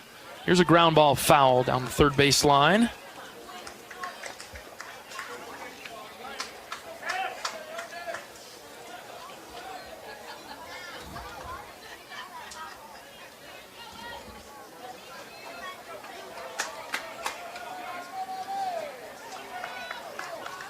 Watts has thrown a few more strikes in this inning. Getting ahead. Counts 0-1. The pitch from Anthony. This is hit into center field in the air. Nelson coming forward a couple of steps. Andy makes the catch for the second out. And a false step towards third on the tag attempt for Illinois, but Milton will stay put at second base. There's the second out of the inning. Good pitch there. Got him. Kind of understand why Janik doesn't strike out a lot. I mean, one, he's got great bat-to-ball skills. Start with that part of it.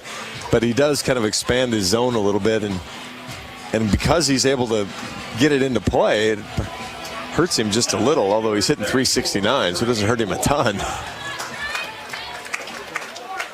Yeah, I've gone up and down this Illinois lineup and tried to figure out who the best hitter is. I think it depends on what you're looking for. That's right. Here's Westcott, swings at the first pitch and fouled it back to the screen. Because the ones with the most home runs don't have the best average. The one with the best average is Janik. He has basically no strikeouts. A few extra base hits. 0-1 is the count on Westcott, the powerful lefty. Here's the pitch from Watts. Swing and a miss, 0-2.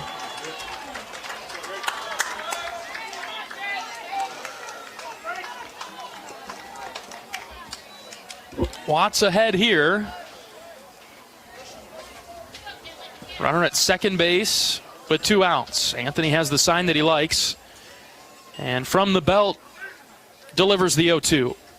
That's high, eye level, ball 1.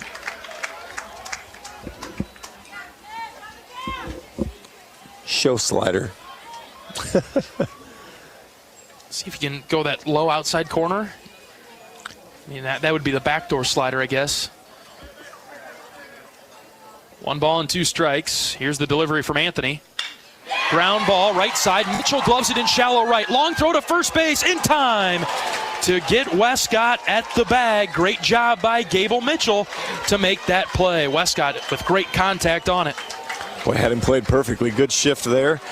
Mitchell had plenty of room to go get the 102-mile-an-hour swing, but no damage done. Iowa trails 5-3. We'll go to the 7th after this. Really need to get the bats going. Gable Mitchell will lead things off when we come back. This is Hawkeye Baseball from Learfield. About this new type of television experience from Epson? It's called the Epic Vision Ultra Laser Projection TV. It combines a new type of laser projection technology along with a unique Epson Silverflex screen to produce an epic 120-inch 4K Pro UHD picture that's up to 4 times bigger than a traditional 60-inch TV. There's no better way to watch live sports, and watching Iowa basketball play live on this big bright TV is simply awesome. If you're a sports fanatic like me, you need to check this new Epson TV out for yourself. Visit Epson.com/TV to learn more. Get a great offer on the stylish HR-V or the Honda Civic, which car and driver called fun to drive. Honda, the brand named Kelley Blue Book's KBB.com best value brand for 2023. For a limited time, well-qualified buyers can get a 3.9% APR on a 2024 Honda Civic or HR-V. So see your Central Midwest Honda dealer today. Honda gets the Midwest. See dealer for financing details. Exclude Civic SI and Type R car and driver January 2023 based on 2023 brand image awards from Kelley Blue Book. Visit KBB.com for more information.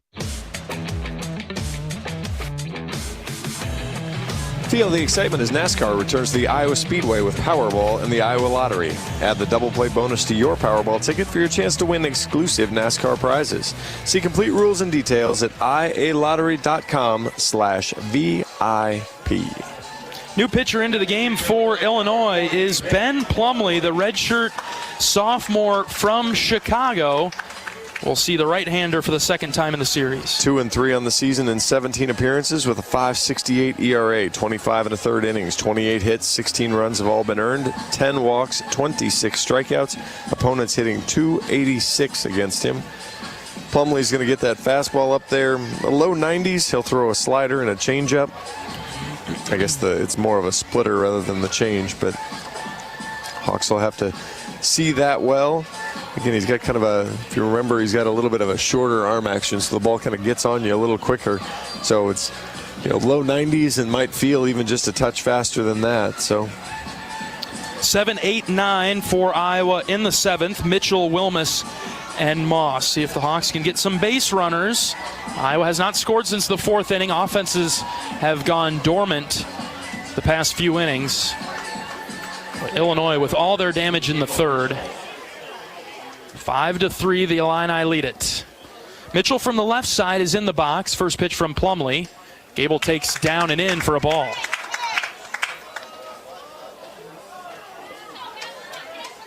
I fooled the crowd there. Right around, but not in the zone. 1-0 delivery. Here it comes. Gable hits it foul off the end of the bat. 1-1.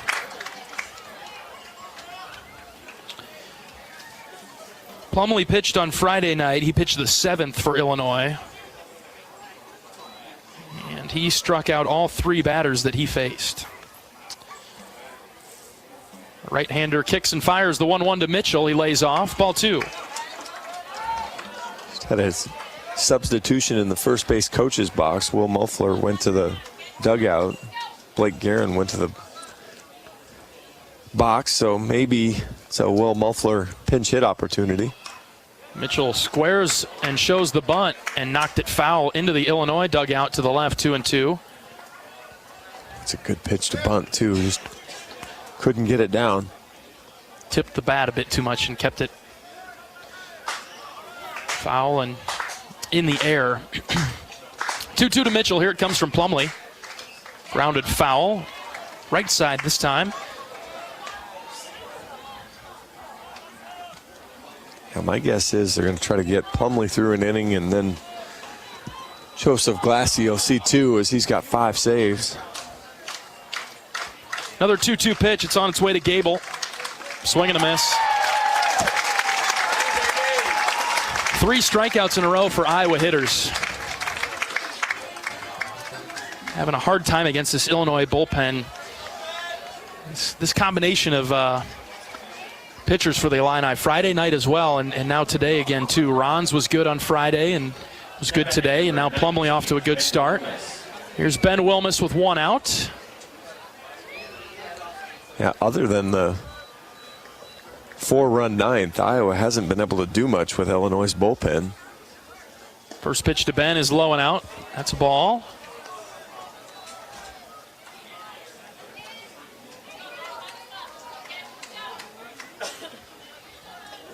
Wilmus 0 for 2 today. Sharp line drive to left his last time up. Chased a pitch up and in. Fouled it back, 1-1.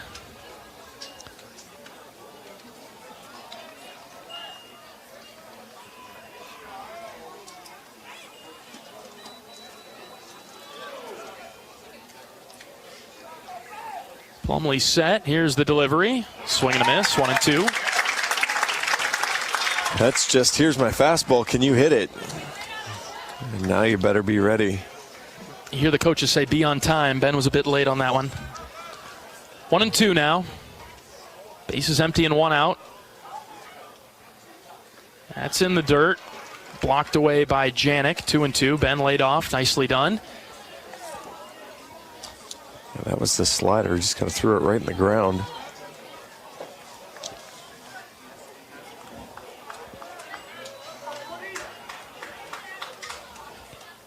Here comes the 2-2 to Wilmus. Almost hit him. It was inside, ball 3. We've had a few 3-2 counts today, John. We don't have the stat in front of us, but it hasn't felt like many have gone Iowa's way. Iowa hasn't won a ton of them. Some good, couple of walks, but haven't done anything great off of it. Here's a line drive caught by Haza. Boy, Wilmus has hit a ball 108 and 103, and unfortunately right at 2 guys. Stroh. Of a pinch hitter for Cade Moss in the 7th. It'll be Kellen Strohmeyer, the walk-off winner last weekend against Northwestern. And so Strohmeyer will earn himself an at-bat. So now you wonder if anything changes defensively with Strohmeyer, or if this is simply pinch hit. We'll have to see. Well, Davis Kopp will probably go to the plate, because otherwise you're going to lose your DH and Reese Moore. First pitch to Strohmeyer. Swing and a miss. And so my guess is Blake Guerin's going to have to come in the game in this spot. So I would guess this is just this is the appearance. Strohmeyer learned his lesson from the first pitch and took that one that bounced on the plate. 1-1. Might have got a piece of Janik too. He paused a little bit to make sure that he was okay. 2 outs for Strohmeyer. Nobody on for the Hawks in the 7th, trailing 5-3. We've been stuck here since the 4th.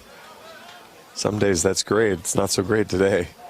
1-1 to Strohmeyer. Outside, ball 2.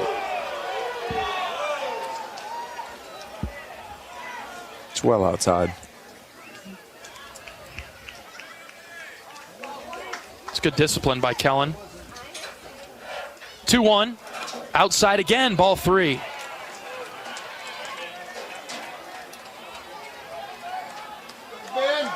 What kind of light does Kellen have right here?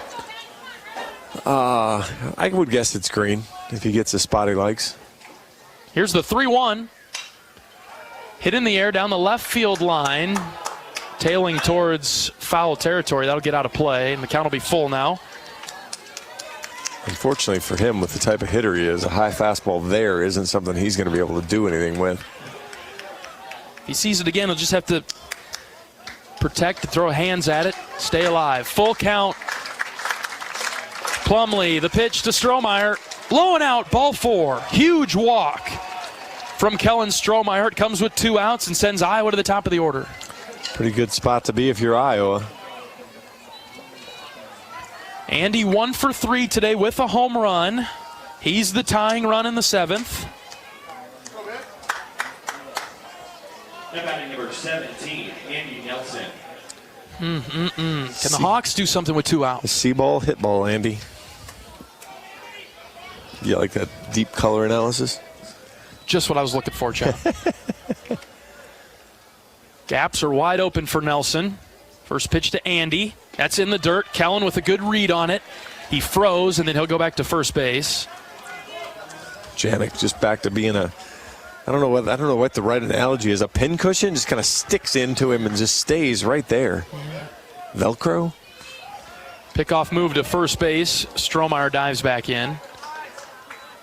Yeah, he's not a brick wall because that's not very receiving, right? No, that would ricochet. Well, that would be the one that got down to Mitch Bowe, but he was pretty intentional about that one. 1-0 delivery to Nelson. Andy took it in the dirt again. Ball 2. Plumlee out of the zone a couple of times, and they'll draw the pitching coach for Illinois out of the dugout to go have a chat with his reliever. 2 balls and no strikes with 2 outs on Nelson. Andy is the tying run, and he'll have a hitter's count after this mound visit.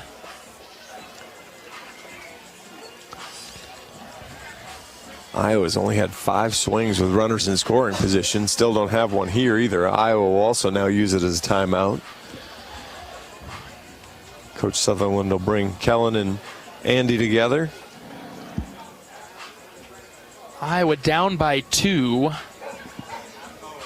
5-3 in the 7th. Not really the game, well, not the score we thought we'd have probably by this point. I don't know. I never heard if you said over or under.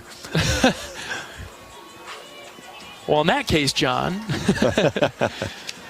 this is the live action on the game is way different now than what the original line was set at. Yeah.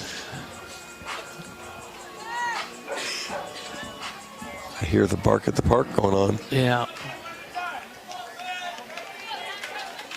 Be interesting to see if Andy sits on a fastball here, and it's kind of like he did in the opening pitch of the game. 2-0 pitch to Andy. In the dirt again, ball 3. Red light with Rader on deck. Probably.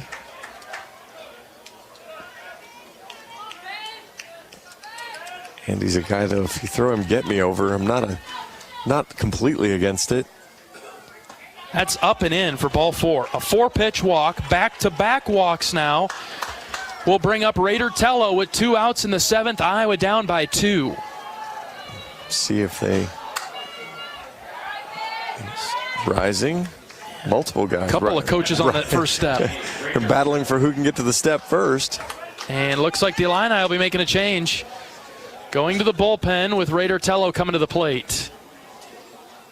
Finally broke the chain, but longer than you wanted. So they're just going to make Glassy get at least an out more than what he wanted. So you never know how that'll work out. We'll find out. 2-out opportunity for the Hawks. When we come back, we'll take a pitching change break. This is Hawkeye Baseball from Learfield. Does your company attire make you feel like you're always 4th and long? It's time for a change. Hand the ball off to Authentic Brand and watch your team transform into MVPs. On game days, our team dresses like champions in Authentic Brand. Ensure that your company's reputation remains untarnished by using nothing but the label specifically designed to display your company's identity. Ask your supplier for Authentic Brand products and see for yourself why it's more than just a label. It's a statement. Feel the excitement as NASCAR returns to the Iowa Speedway with Powerball and the Iowa Lottery. Just add the double play bonus to your Powerball ticket for $1, then enter it in the VIP club, and you could win tickets to the sold-out NASCAR race or other exclusive race weekend prizes. Feel the power of NASCAR and double play today. Woohoo! See complete rules and details at ialottery.com/VIP.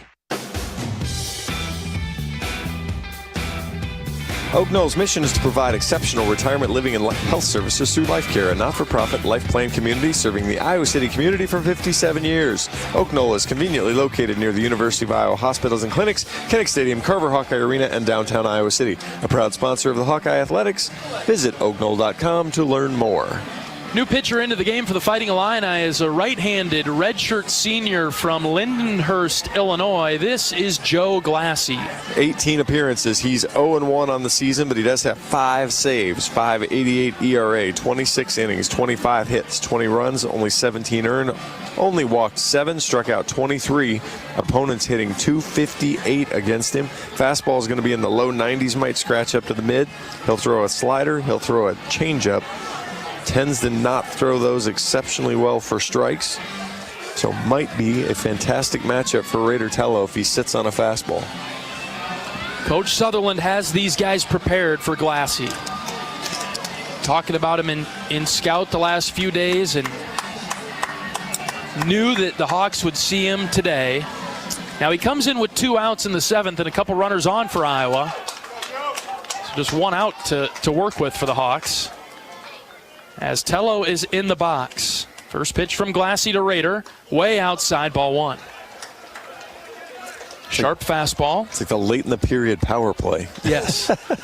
Yep, that's right. First and second, 2 outs. Iowa down by 2 in the 7th. 1 out to Rader. Line drive into left and foul. Rader crushed it but couldn't keep it between the white lines. 113 off the bat. That was full barrel. Maybe not a strike because it got in on his hands. Come on, Rader. 1-1 count. Glassy checks on Strohmeyer at second base. Here's the pitch. That's high and out, ball 2.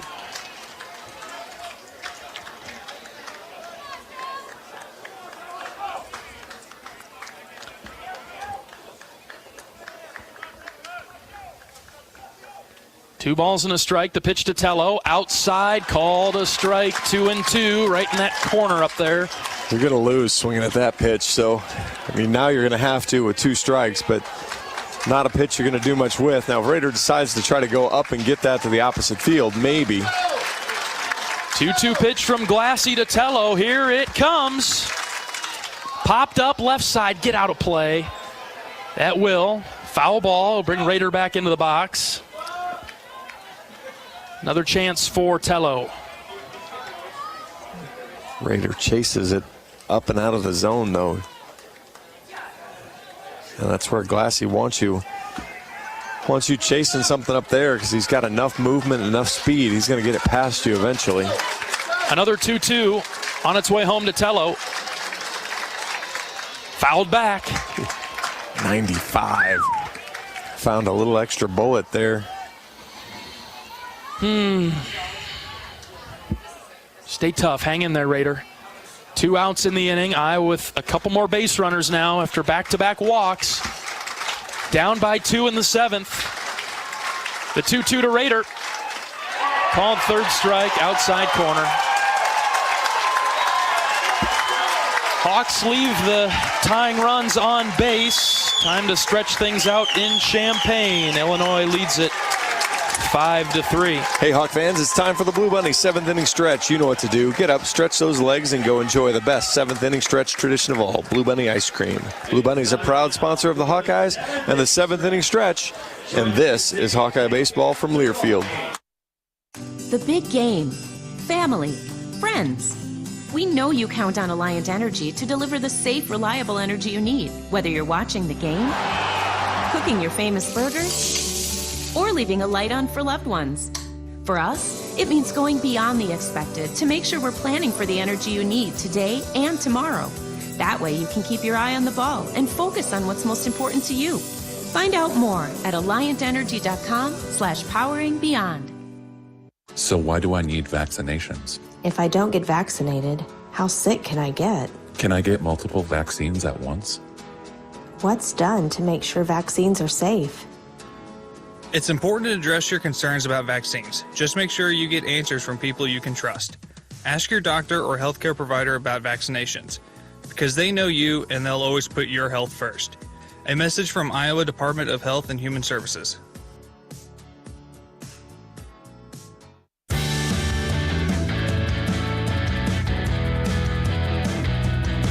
Today's game is brought to you in part by Brown Deer Golf Club in Coralville, featuring Bunkers Bar and Grill. Enjoy a great Bunkers menu with burgers, chicken, salads, and wraps, and Gimmy's Pizza and Wings, a new pop-up menu at Bunkers that's all about savory pizzas and mouth-watering wings. To-go orders are welcome, as are you and your family at Brown Deer Golf in Coralville. 5-3, Illinois with the lead in the bottom of the 7th. Valencius, Moorman, and Schroeder coming to the plate for Illinois. Anthony Watts continuing to pitch for the Hawkeyes. Davis Kopp moves from first base to the catcher position. And at first base is Blake Guerin into the game now. A couple of defensive changes for the Hawks.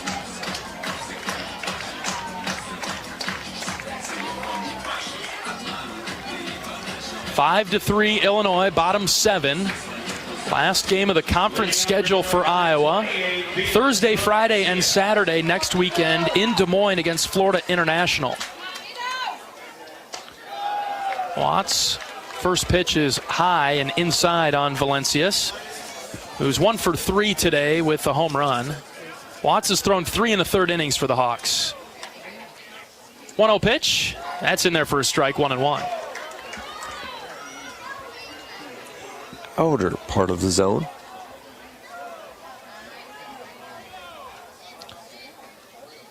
One is slapped foul over to the right side. This will be, that was pitch number 65 for Watts in relief of Marcus Morgan.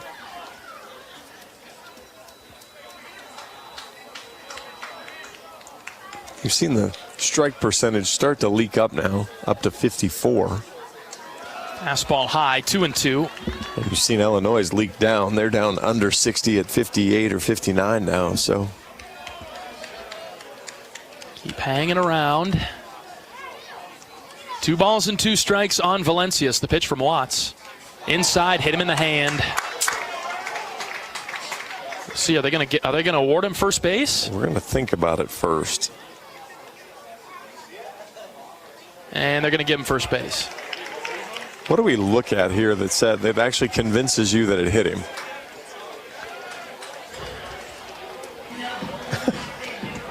Yeah, what was the point of checking out his hand?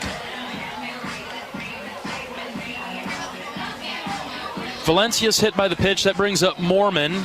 Does not have an official at bat today because the Hawks have hit him twice and walked him.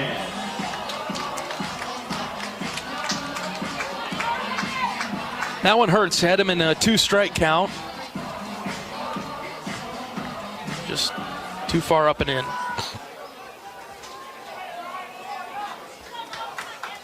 Time called. Here comes Coach Heller out of the dugout. Looks like he'll be making a pitching change.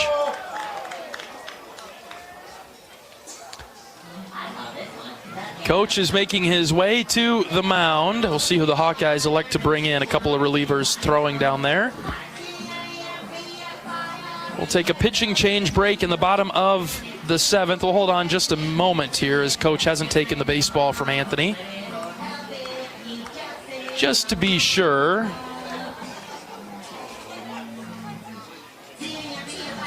And now the Hawks will make the change.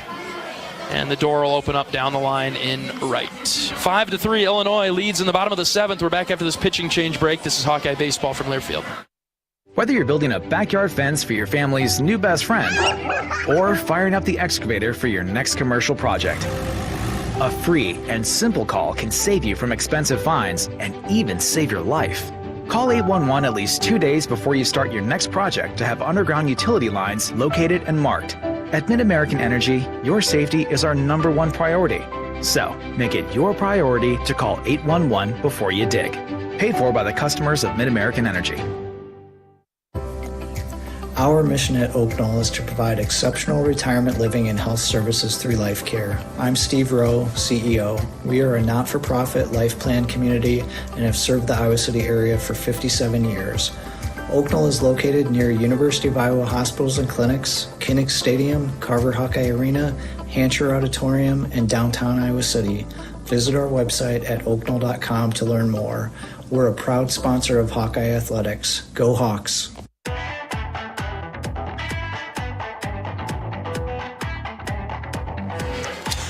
Hawkeyes make a pitching change in the bottom of the 7th. They go from one Clive native to another with Ben Dete, the left-handed senior, coming into the game. 16 appearances for Ben. He's 3-0 and does have 3 saves. 4.43 ERA, 20 in the third innings, 15 hits, 10 runs, all earned, 9 walks, 25 strikeouts. Opponents hitting just .211 against Ben. Fastball is going to be how it'll creep up toward 90, and then he'll throw a variety of off-speed breaking balls that lots of movement. And just like we said with Jack Young yesterday, you're going to have to keep those down. One of these right-handed hitters sees that ball breaking out across the plate. So you're going to have to get it down, make sure you're burying it down in the zone. That'll be the key for Ben, who had a really good stretch for a while, very, very sharp, and trying to return to form down the home stretch here. Yeah, had a little tougher outing I guess Northwestern on Sunday wasn't necessarily his best outing, but been pretty sharp, been dependable. Great bounce back from missing all of last season. His first opponent will be Ryan Mormon, the right fielder. Runner at first and nobody out. 5-3 Illinois in the bottom of the 7th. First pitch to Mormon. High and out, ball 1. I do like what Illinois has done with their batter pictures is they've used the Mother's Day trading cards, which is kind of a cool thing. Good visual. In the dirt now, ball 2. And Dete hasn't been anywhere close on the first 2 pitches here. No, we've not been puzzled whether they were balls or strikes or had any real complaint. Back in the zone here, Ben. 2 balls, no strikes with nobody out. Pitch to Mormon. Here it is. Low and in, ball 3. And that one was pretty good, but unfortunately when your first 2 haven't been competitive, the umpire's not going to help you and Mormon's not going to chase. That's right. 3-0. That's a cross for a strike, 3-1. Had a really hard time throwing it to Mormon today. And he's a pretty free swinger. 3 balls and a strike. Dete comes set. Here's the pitch. Lined into left and down for a base hit in front of Hennings. He leaps up to stop it from getting to the wall. And a single for Mormon. Puts a couple runners on for Illinois with nobody out in the 7th. Yeah, that was 108 off the bat. That's exactly what I was talking about. 85 miles an hour up in the zone. That's not usually going to turn out very well for Iowa on that one. I don't know whether that was a bit of an eased up fastball to make sure he threw a strike. And again, against this lineup, that's not going to be a winning formula. Iowa's done a really nice job holding Illinois at 5. Haven't been able to overcome the deficit. Dete with a breaking ball, called a ball low and in. Wow. On Schroeder. Absolutely dots the knees and the inside part of the plate. Doesn't get a call.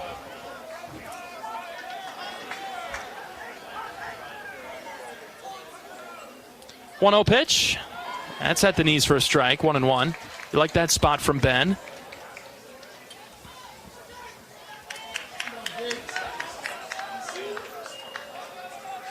Illinois threatening in the 7th. 2-run lead for the Illini. Here's the 1-1. Swing and a miss, 1-2. Pulled the string on that one. Change up off the plate.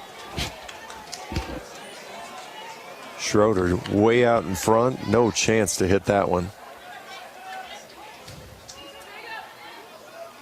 Dete in the driver's seat. 1 ball and 2 strikes. The pitch from Ben. Popped up, out of play over to the right. Now this is going to be the challenge, is what does Ben have that can make him swing and miss? It's got to be the junk, right? I think he's got to back foot him. Throw that first pitch that he threw earlier in the bat. Right. It was called a ball, though, but yeah, if he throws it somewhere in there, I think he's going to get the chase. 1-2 is a called third strike. Inner third. Ben froze him with the fastball. And that was a good pitch. Came right back in. No argument from Schroeder as he just walks back to the dugout. And here Dete gets a left-hander in Harding coming to the plate.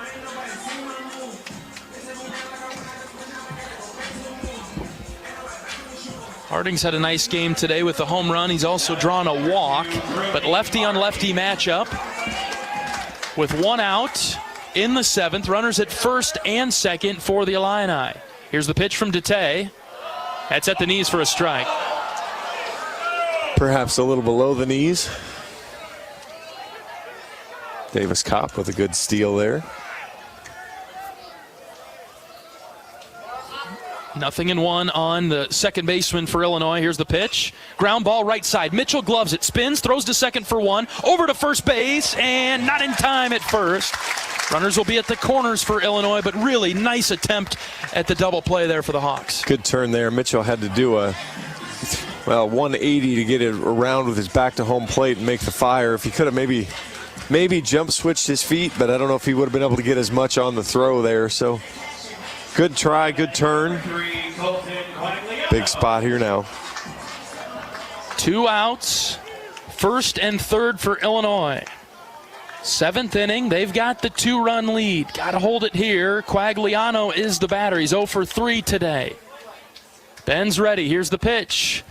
This is hit into left field. Hennings back at the wall. Connor caught it right in front of the wall for the 3rd out. Unscathed in the 7th.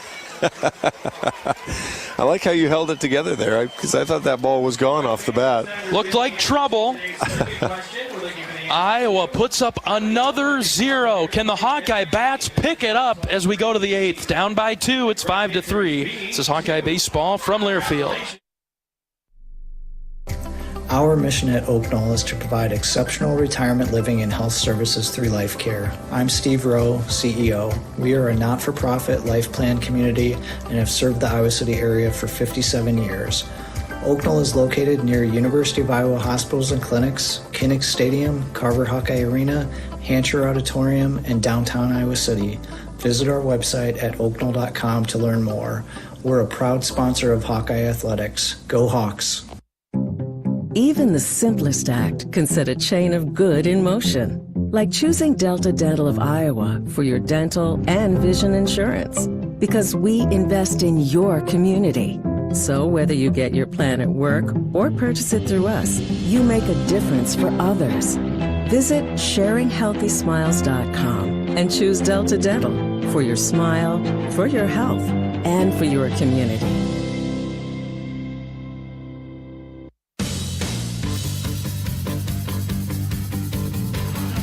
Top of the 8th inning in Champaign, Illinois leading Iowa 5-3. The Hawkeyes will have Kopp, Moore, and Hennings due up in this inning. Plenty of traffic for the Hawks today, but they've been stuck on 5 hits since the 4th inning. Well, all the hits came against the left-hander. Left-hander was the starter. We've had 3 relievers since then. 3, yeah. So, yeah, no 0 for 8 against right-handed pitching today and 5 for 17 against left-handed pitching. So, Iowa, 2 for 9 with runners on base, 1 for 6 with runners in scoring position. Haven't had a runner on third with less than 2 outs. I mean, just solo home run. Stolen with a fly ball in the lost in the sun. And so, Iowa really hasn't. It's been a really quiet Sunday, and Coach Heller talked about that with the guys. I don't feel like there's been a ton of really bad at bats. Just haven't been able to create their own luck. Glassy pitches for Illinois in the 8th. Davis lines it into left, but foul. The Hawks have been peppering foul ground over there in left, but cannot keep it fair. Davis doesn't swing at that. That might have caught him. That was so far inside. Yeah, and we saw that Friday, too, with the swing decisions on some of those. If Iowa hitters can show some patience here, the Illinois bullpen will give them free bases. No balls and a strike on Kopp, who's now catching for Iowa. Here's the pitch. Outside, called a strike, right on the edge, 0-2. Davis stands in the middle of the box, and so it looks like it's really far outside, but that's on the edge. Well, and if the pitch that's 8 inches in looks good, the pitch that's on the outside part of the plate will never look good. 0-2's in the dirt. Davis watched it go by. So yeah, you're in a no-win spot there with Davis. If that, and he's shown, especially this weekend, that ball inside, for some reason, looks like it's over the plate to him. And so I'm not sure what adjustment he's going to need to make to see that outside corner. But 1-2. Lined foul to the Iowa on-deck circle, right side. Pretty good job going down to get that one, as that's a really good pitch. Tough with 2 strikes, Davis.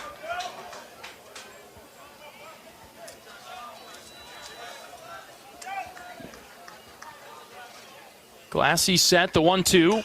Kopp hit it a mile in the air down the right field line into foul territory. And just on the other side of the half wall, another foul ball. Kopp stays alive.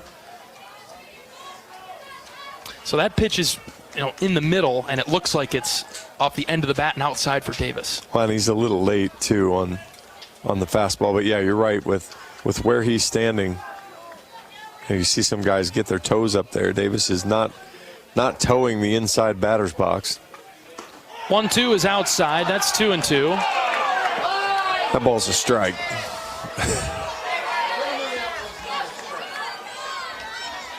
Davis is pretty fortunate to still be standing in the batter's box right now. Is that the spark that Iowa can get in the late innings? 2-2. Here it comes to Kopp. Fouled off another one. That'll go into the Iowa bullpen down the right side. I'm Glassy, though. I just keep working that spot. One, Davis hasn't shown a real strong ability to hit the outside pitch, and the umpire will call it. Yeah. More often than not. He throws it twice more. I think he'd get it before the walk, right? Yeah, his strike zone's been pretty good out there, so I would guess he's going to get that pitch if he throws it again. 2-2 is the count on Kopp. The pitch from Glassy. Another foul ball down that right field line. But he's missing in the middle of the plate. He's giving Davis a chance. But again, Davis just doesn't have it timed up. He's getting it past him. Find a way on here, Davis. Give the Hawks a chance. Down by 2 in the 8th. 2-2. Fouled back. Went off speed. Davis barely nicked it with the bat. The crowd thought they got the swing and miss, but just got enough of it. Well, Glassy's throwing a ton of strikes. 2-2 is the count on Kopp. The pitch. Low and out, ball 3. That's a great take there, because when you've been in swing mode for 5, 6, 7 pitches in a row to all of a sudden, again, trust your training, trust your breaks, hold up. Full count pitch to Kopp. Here it is. Line drive, base hit into center field. Davis is fired up as he's sprinting down that first base line. Boy, he should be. What a great at-bat.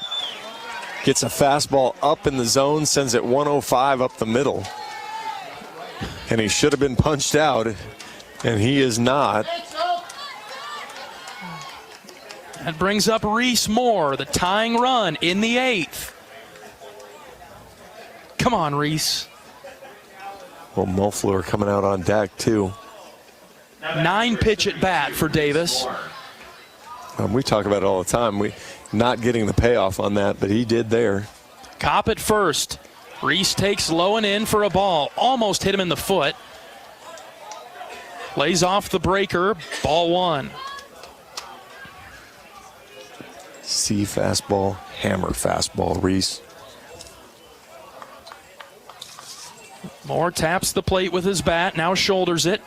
Wiggles the bat above that left shoulder. The 1-0 to Moore. Fouled it back to the screen. 1-1. That was strength on strength there. 93-mile-an-hour fastball. Center of the plate, but up. Reese couldn't quite get up to it.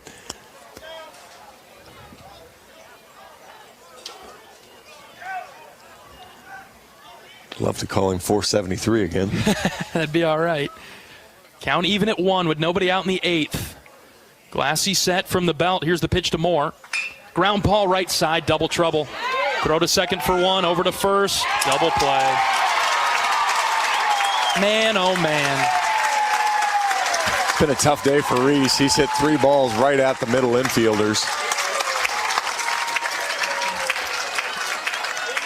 2 double plays and one they tried to drop and turn into one.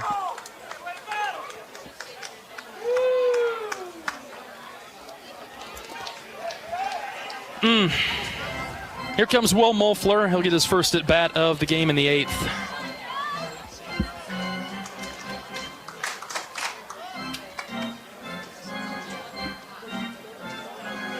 Pitch hitting for Iowa, number 42, Will Mulfleur. Reese chased that changeup outer edge of the plate. Again, if you try to pull that, just nothing good's going to happen. First pitch to Mulfleur. That's a strike at the knees. Will started the first 2 games of this series in left.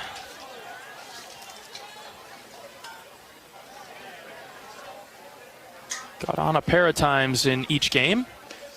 Takes the slider low and out. Boy, that thing started right at his shoulder and then swept all the way across the zone. Just kept moving.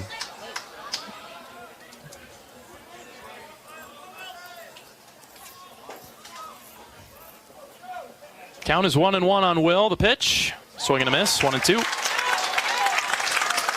94. Belt high out. Outside part of the plate. If Moeffler can get things started with 2 strikes and 2 outs. Pitch from Glassy. Hit in the air to center. Milton is camped. He caught it. 3rd out. We'll go to the bottom of the 8th, 5-3 Illinois. This is Hawkeye Baseball from Learfield. Nestled on the rolling greens of the iconic Finkbine Golf Course, Bumps Restaurant is open to the public year-round. Whether you're swinging by after a round of golf or just in the neighborhood, Bumps is your go-to spot for scrumptious sandwiches, shareable appetizers, and mouth-watering pizzas. Quench your thirst with our selection of local craft beers. Or let our full bar serve you a refreshing cocktail to toast to your game. Or just because it's 5 o'clock somewhere. Our happy hour from 2 to 6 p.m. is the perfect 19th hole. Be sure to follow us on Facebook and Instagram to catch our latest daily specials. And here's a little insider secret just for our radio listeners. Thursdays are not to be missed at Bumps Restaurant. It's BOGO Happy Hour. Buy one, get one free on select beverages from our happy hour menu. Whether you're a diehard golfer or just love a great meal with a view, Bumps Restaurant at Finkbine Golf Course is your destination. We're currently open Wednesday through Saturday. Swing on by today. Bumps at Finkbine Golf Course. Great food, great drinks, and the best views in town. See you at Bumps.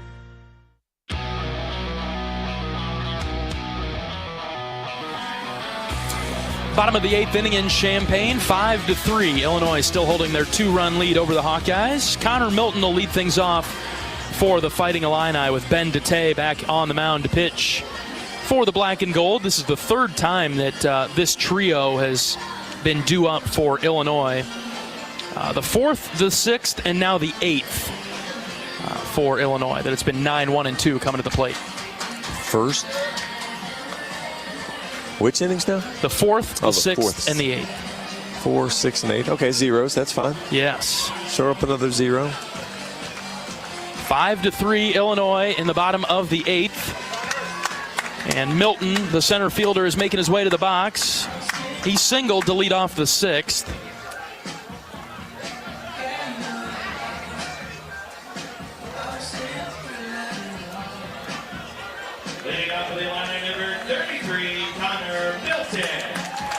See how Dete looks with a clean inning here. We go from the wind-up, the left-hander. He's ready. Here's the pitch to Milton. Ground ball foul down the first base line. Boy, that rode the line for a moment there and then kicked over further to the right. Guerin playing way off the line at first base. I don't think you're expecting Milton to poke one that way. 0-1 pitch. High and out. Count even at 1. Iowa returns home on Tuesday for the final game at Banks this season. UIC coming to town. 1-1 pitch from Dete. Snapped it outside, ball 2.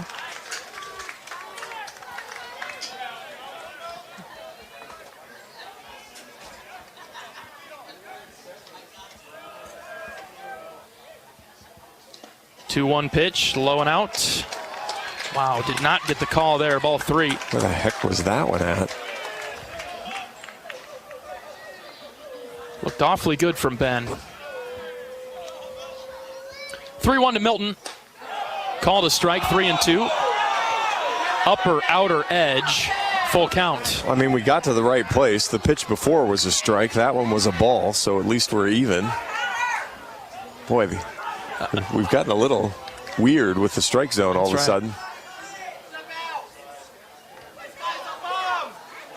Another 3-2 count. We'll see if it goes. This is actually a great job by their coach to call timeout because Milton was mad and knew he had to jump back in the box. And so rather than have him chase a pitch and do something dumb here to lead off the bottom of the 8th inning, he calls him down, takes a timeout. You've got it, so use it. Get him to regroup and give yourself a chance to start the inning off right. Coach Heller comes out of the Iowa dugout and gives a good fist pump to Ben DeTay. Let's see if Ben can fire a strike and battle all the way back here. Full count. The pitch from Ben. Outside, ball 4, lost him.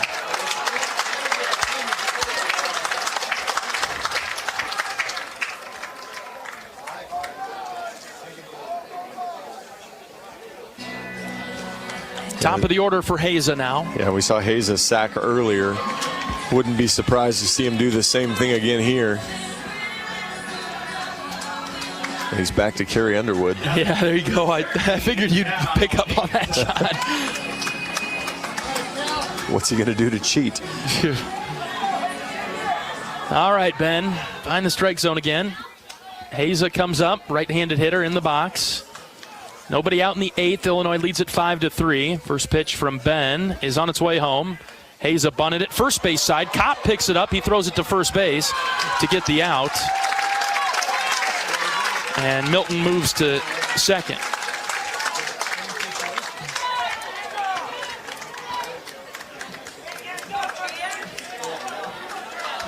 One away for Janik.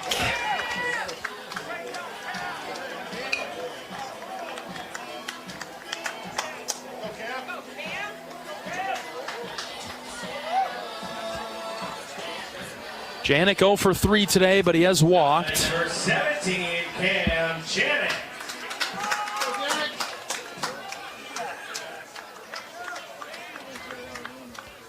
DeTay deals. Sharp liner hit down the right field line and foul. First base coach was nearly dead and didn't know it. Whew. Zipped right on by.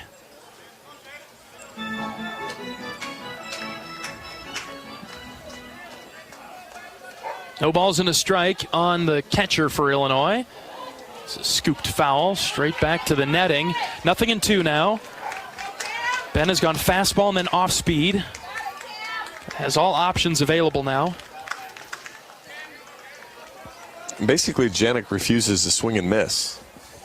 Impossible.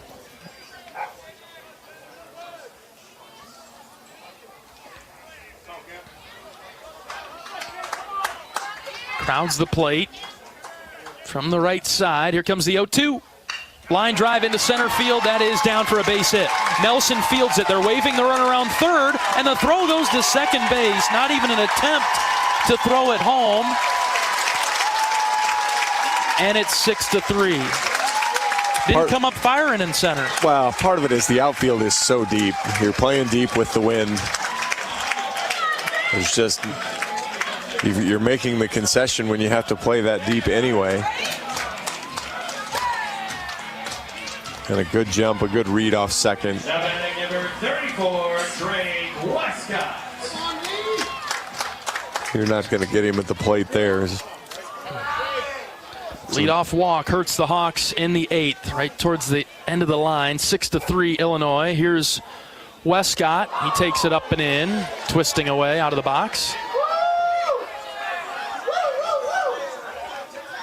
Go back to that pitch. The more unfortunate part of it is at 0-2, you left a breaking ball right in the middle of the plate on a really good hitter. You had to bury it somewhere. We talk about how he's not going to swing and miss. He's not going to swing and miss at that one. Sure, yep. Your best case scenario is he fouls it off. Too good, even with 2 strikes. Iowa has done such a nice job all day. You know, it was a disastrous 3rd inning, giving up 5 runs, but just 6 hits for Illinois today. Well, Iowa pitching has done a really nice job, but the free bases have hurt Iowa and made everything feel more tense. Well, because 3 of those 6 runs are free bases. Mm-hmm. You know, the first 2 home runs had a walk in front of them, and then that one, a walk leads off the inning. You know, and then now obviously a hit drives him in, but it was the walk that got you behind the 8 ball to start with. Brief mound visit from Coach McGrath, and now DeTay is ready for the 1-0 pitch to Westcott in the dirt. 2 balls, no strikes.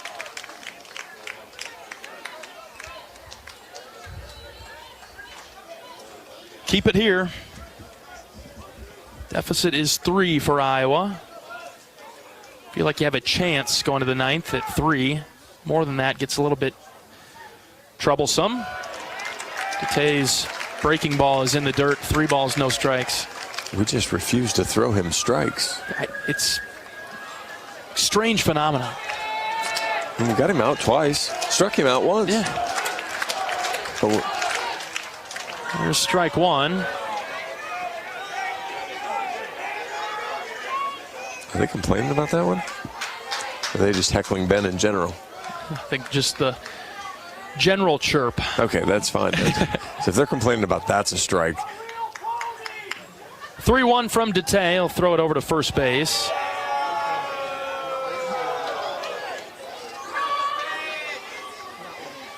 I suppose Westcott has 43 walks. That's quite a few, but Iowa hasn't really attacked him the way that you'd expect aggressive pitching to do. Well, again, he's well protected, so it's not like walking him is a, hey, we'll walk around him, and then the next 2 guys in the lineup are super easy to get out.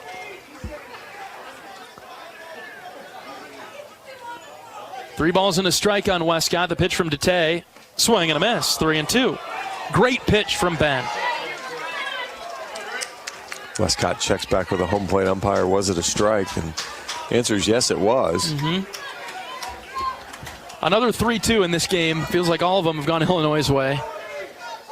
Full count pitch. We'll wait a moment.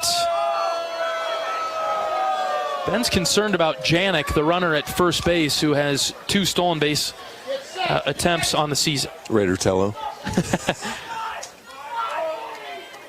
Again, they're not going to run with this lineup coming up. 3-2. Fouled off. Had Westcott reaching for it. With guys that are battling for the home run lead in the conference coming up, there's not going to be any running on this part.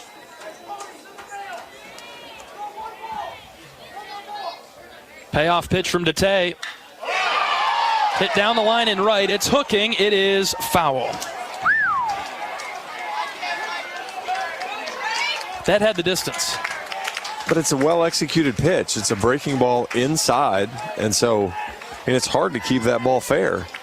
Now, unfortunately, you need a swing and miss if foul ball's not helping you at 3-2, but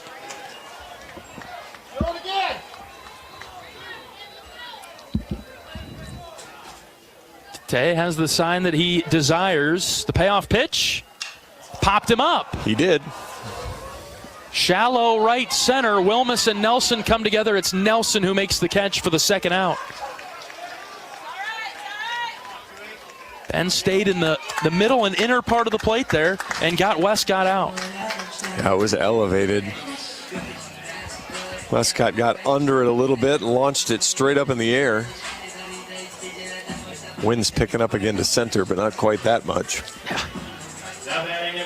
Skied that one straight up. As we've mentioned a couple times, with this lineup particularly, you're not out of the woods yet. That's right. 2 outs for Valencius. And Coach Heller appears to be making a change.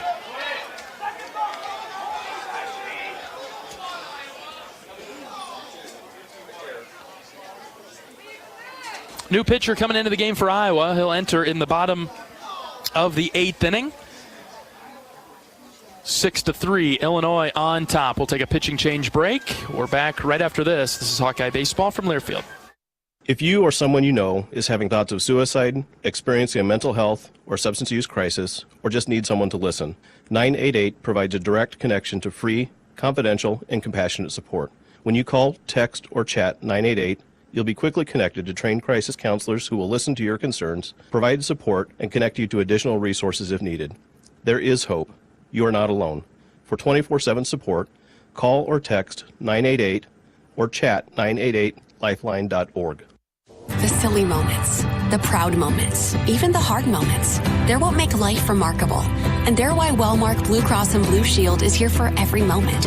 Committed to making healthcare better, more affordable, with more choices for care. And service and coverage that give you peace of mind no matter what comes your way. So you can show up for every tender moment, every brave moment, and every wouldn't miss it for the world moment, knowing that Blue is here for you. Go to Wellmark.com/every moment to find a plan right for you.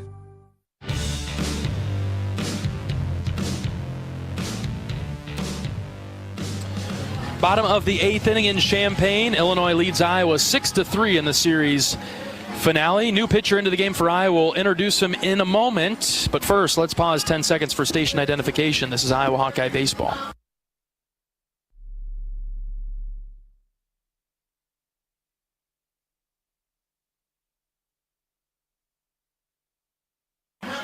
Sam Hart is the new Iowa pitcher, the right-handed junior from Highlands Ranch, Colorado. 0-1 on the season in 13 appearances, 12 1/3 innings, 17 hits, 14 runs, 13 earned, 12 walks, 12 strikeouts. Opponents hitting .327.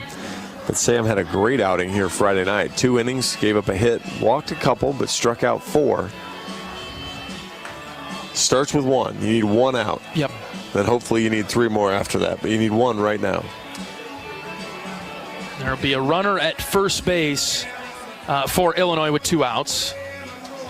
6-3, the Illini with the lead. The Hawks will have Seegers, Mitchell, and Wilmus coming to the plate when we get to the 9th, and just hopeful that the deficit is 3 and no more. It's been a well-played baseball game today, errorless. Offenses have relatively been held in check. The pitching has been decent on both sides. Yeah, and it's weird to say when you say 5 home runs. Yep. I mean, because 3 for Illinois, 2 for Iowa.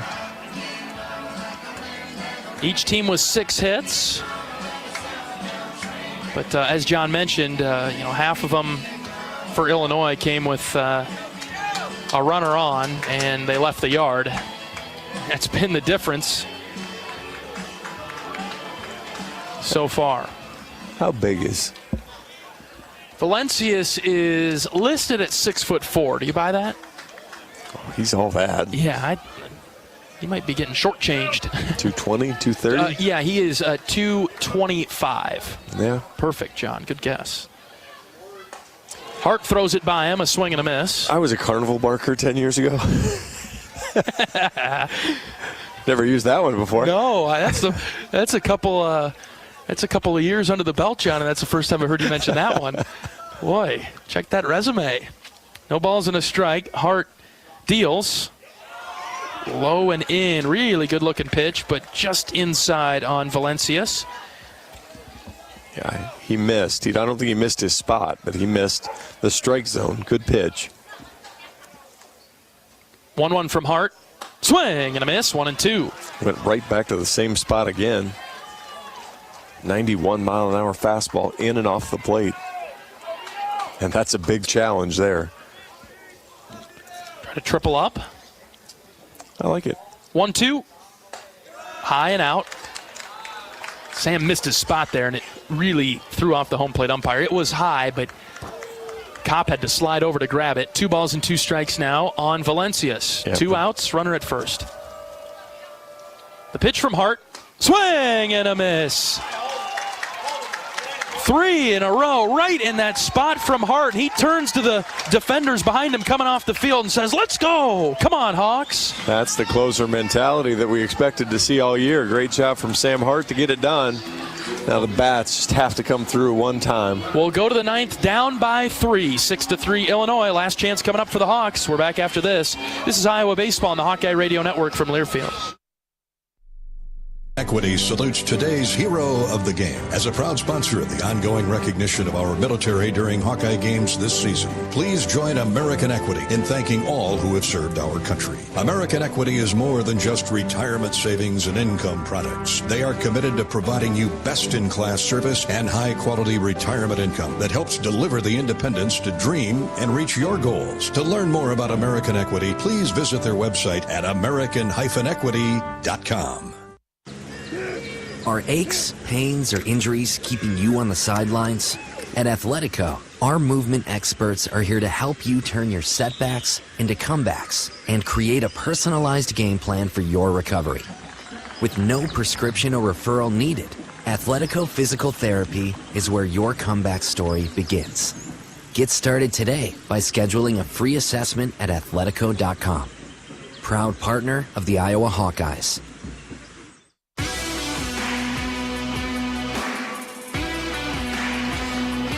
Top of the ninth inning, 6-3 Illinois. Last chance for the black and gold with Seegers, Mitchell, and Wilmus coming to the plate. Illinois enters a new outfielder. Asher Brad will play left for the Fighting Illini.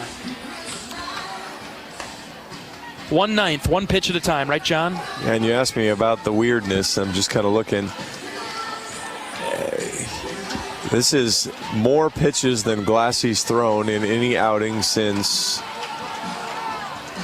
the end of March. He threw 3 2/3 innings against Penn State. 3 hits, a run, walked a couple, struck out 6 in 57 pitches. Hasn't thrown more than 22 since then. Sits at 23 right now. So it's not uncharted territory, but maybe it's an area that he's a little tired. Michael Seegers is the first Hawkeye in the box. He takes ball 1 inside. Iowa down by 3 in the top of the ninth.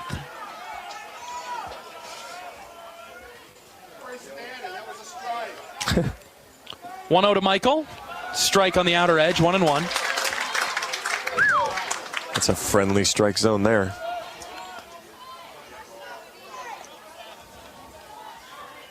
Big gap in left center for Michael. He could jump on a fastball. The 1-1 is looped foul, out of play over to the right. Yeah, it's a tough matchup for Michael this year. He's been going a lot better on breaking stuff than he has on fastballs. So, but it's just kind of strange because Michael, I recall last year, was such a great fastball hitter. And middle, late on the 92-mile-an-hour fastball there. 1 ball and 2 strikes. Glassey set. Here's the pitch. Outside, 2-2. Glassey's throwing that changeup, but he's throwing it really firm, so there isn't a ton of difference in velocity. Count even at 2. The pitch to Seegers. Chased a high heater. For out number 1.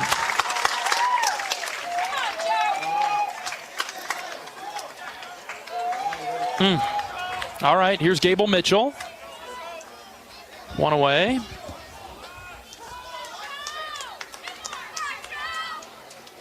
Now batting number 2, Gable Mitchell. Mitchell's 1 for 3 today. Swings at the first pitch, popped it up to right. Mormon is moving and drifting, and he made the catch in the gap. 2 down.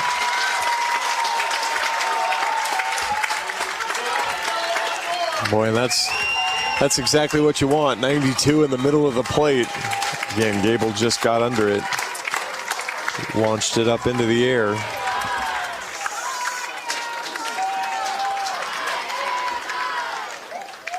Last chance now for the Hawks. This is Ben Wilmus with 2 outs, bases empty. Ben Wilmus. Illinois fans on their feet. First pitch to Ben. Outside, strike 1. Good gravy. Whoa. 2 balls out and up.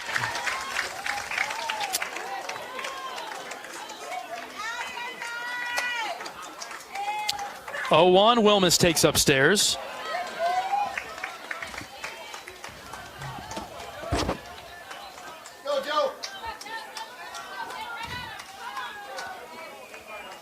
Glassey from the belt, the 1-1 to Wilmus.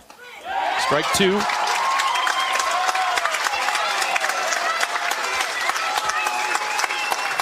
See if Ben can make sure he identifies that changeup.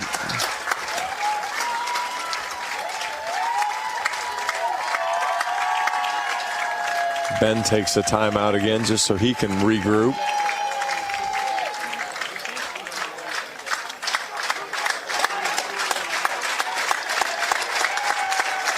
Now Ben gets back in the box. Count is 1-2 on Wilmus with 2 outs. Here's the pitch from Glassy. This is hit into the right center gap. Center fielder moving back. He'll catch up to it and make the play for the 3rd out. Illinois wins it 6-3 behind the big 3rd inning. And they knock off the Hawkeyes. We'll be back after this. This is Hawkeye Baseball from Learfield. If you or someone you know is having thoughts of suicide, experiencing a mental health or substance use crisis, or just need someone to listen, 988 provides a direct connection to free, confidential, and compassionate support. When you call, text, or chat 988, you'll be quickly connected to trained crisis counselors who will listen to your concerns, provide support, and connect you to additional resources if needed. There is hope. You are not alone. For 24/7 support, call or text 988 or chat 988lifeline.org. At MidAmerican Energy, our 1.6 million customers depend on our energy 24/7. That's why we work 24/7 to deliver the safe, reliable energy you need. To keep our 99.9% reliability record, we're enhancing our technology, improving resiliency, and investing in critical infrastructure. We're generating power from all available resources to cover any increases in demand. And we're innovating to ensure you always have the energy you need. MidAmerican Energy, obsessively, relentlessly at your service.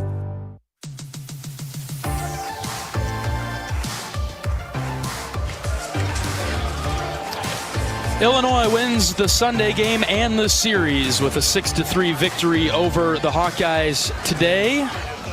Hard-fought battle. Went back and forth early on, but Illinois scored 5 in the 3rd, and the Hawks couldn't quite catch up after that. John Evans, your take. Too many free bases again. I mean, it's just we got to go back and start there. You know, you get kind of the start you want offensively, even if it didn't look Iowa-like. You got the 2 solo home runs to get you going, and 8 walks, 3 hit by pitches. It's been a theme with the team most of the year, but that's kind of the big part of it. And then, the odd theme is, sometimes this team hasn't come and hit on Sundays. And that was, we saw it all the way back at Jacksonville State. And just that was kind of it today. You and I talked during one of the breaks. I don't feel like there were a ton of bad at-bats. Just couldn't get the hit to get going. And Iowa had a couple of opportunities, and then with some runners in scoring position with some runners on base, would crush the ball, but happened to be right to a couple of defenders for Illinois in those middle to late innings. Yeah, Ben Wilmus was hard luck twice. Hit 2 balls, 108 off the bat. Just couldn't quite get it done. UIC on Tuesday, John, the last chance to come see Iowa at Duane Banks, and then over to Des Moines to wrap up the regular season. Sounds like a fun trip. All right, Illinois wins it 6-3. We're back after this. This is Hawkeye Baseball from Learfield. Nestled on the rolling greens of the iconic Finkbine Golf Course, Bumps Restaurant is open to the public year-round. Whether you're swinging by after a round of golf or just in the neighborhood, Bumps is your go-to spot for scrumptious sandwiches, shareable appetizers, and mouth-watering pizzas. Quench your thirst with our selection of local craft beers, or let our full bar serve you a refreshing cocktail to toast to your game, or just because it's 5 o'clock somewhere. Our happy hour from 2 to 6 p.m. is the perfect 19th hole. Be sure to follow us on Facebook and Instagram to catch our latest daily specials. And here's a little insider secret just for our radio listeners. Thursdays are not to be missed at Bumps Restaurant. It's BOGO Happy Hour. Buy one, get one free on select beverages from our happy hour menu. Whether you're a diehard golfer or just love a great meal with a view, Bumps Restaurant at Finkbine Golf Course is your destination. We're currently open Wednesday through Saturday. Swing on by today. Bumps at Finkbine Golf Course. Great food, great drinks, and the best views in town. See you at Bumps.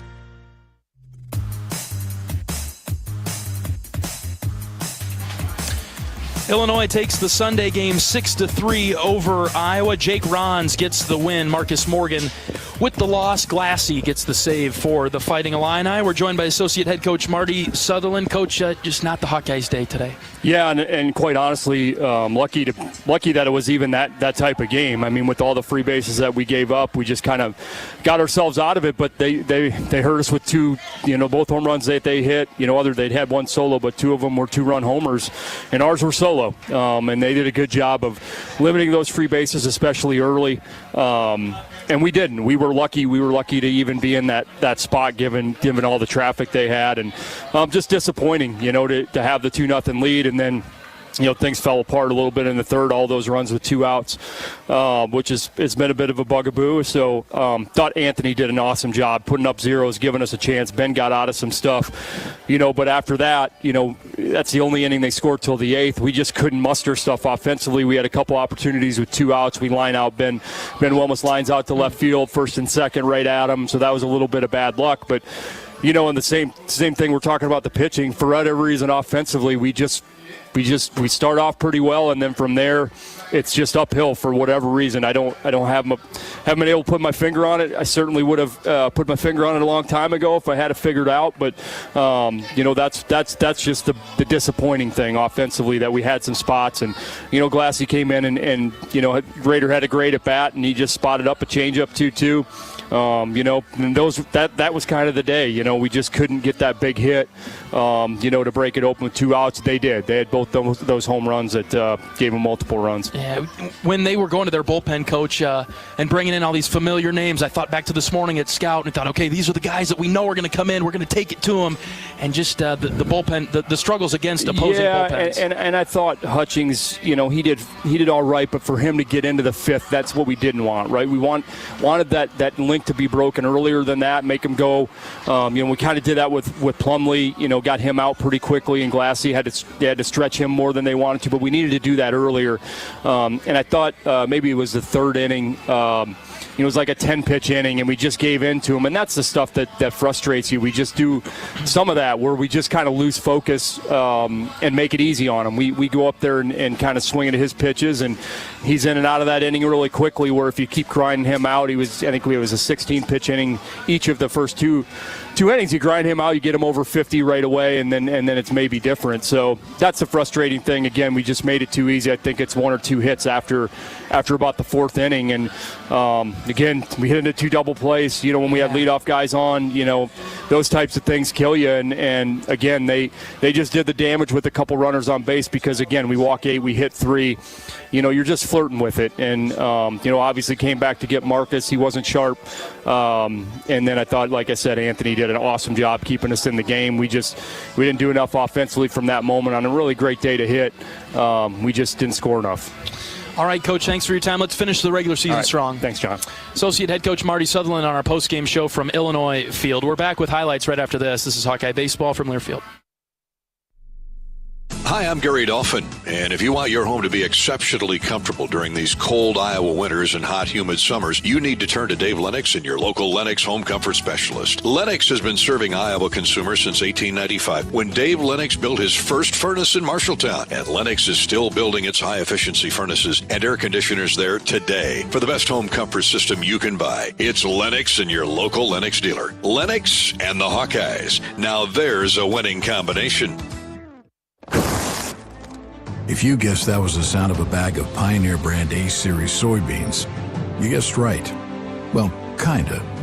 It was really the sound of an innovative team that spent decades perfecting a seed with exclusive genetics and the ultimate agronomic advantage. The sort of breeders who don't rest until they've achieved outstanding performance. Pioneer brand A-Series soybeans. #1 for a reason. Visit pioneer.com/genetics.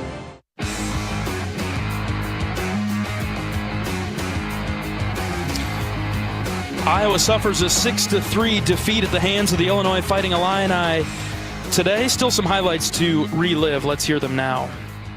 Hutchings on the rubber. The left-hander kicks and fires. We're underway as Andy Nelson shoots it into right. Right fielder going back. He's at the wall, and it's gone! A first pitch home run for Andy Nelson. You bet! Well, as I said yesterday, surprise. Andy Nelson goes 100 mile an hour off the bat. This time he lines one into right center field. 101. Takes the first pitch fastball 369 over the right center field wall. Runner is really leaning at first base. He stays put, though. It's a ground ball up the middle. Mitchell fields it, scoops it to Seegers at second, over to first base. Double play! 4-6-3, yes! That's even better than a strikeout. You bet. A walk or a base hit. The 3-2. Hennings hits it high, hits it deep to left field. Get going, baby. It is gone. Connor Hennings. Boom. 102 off the bat as he catches a hanger and drives it 402 over the left center field wall. Forget speed. Let's just take a casual jog around the bases. That is career home run number 1.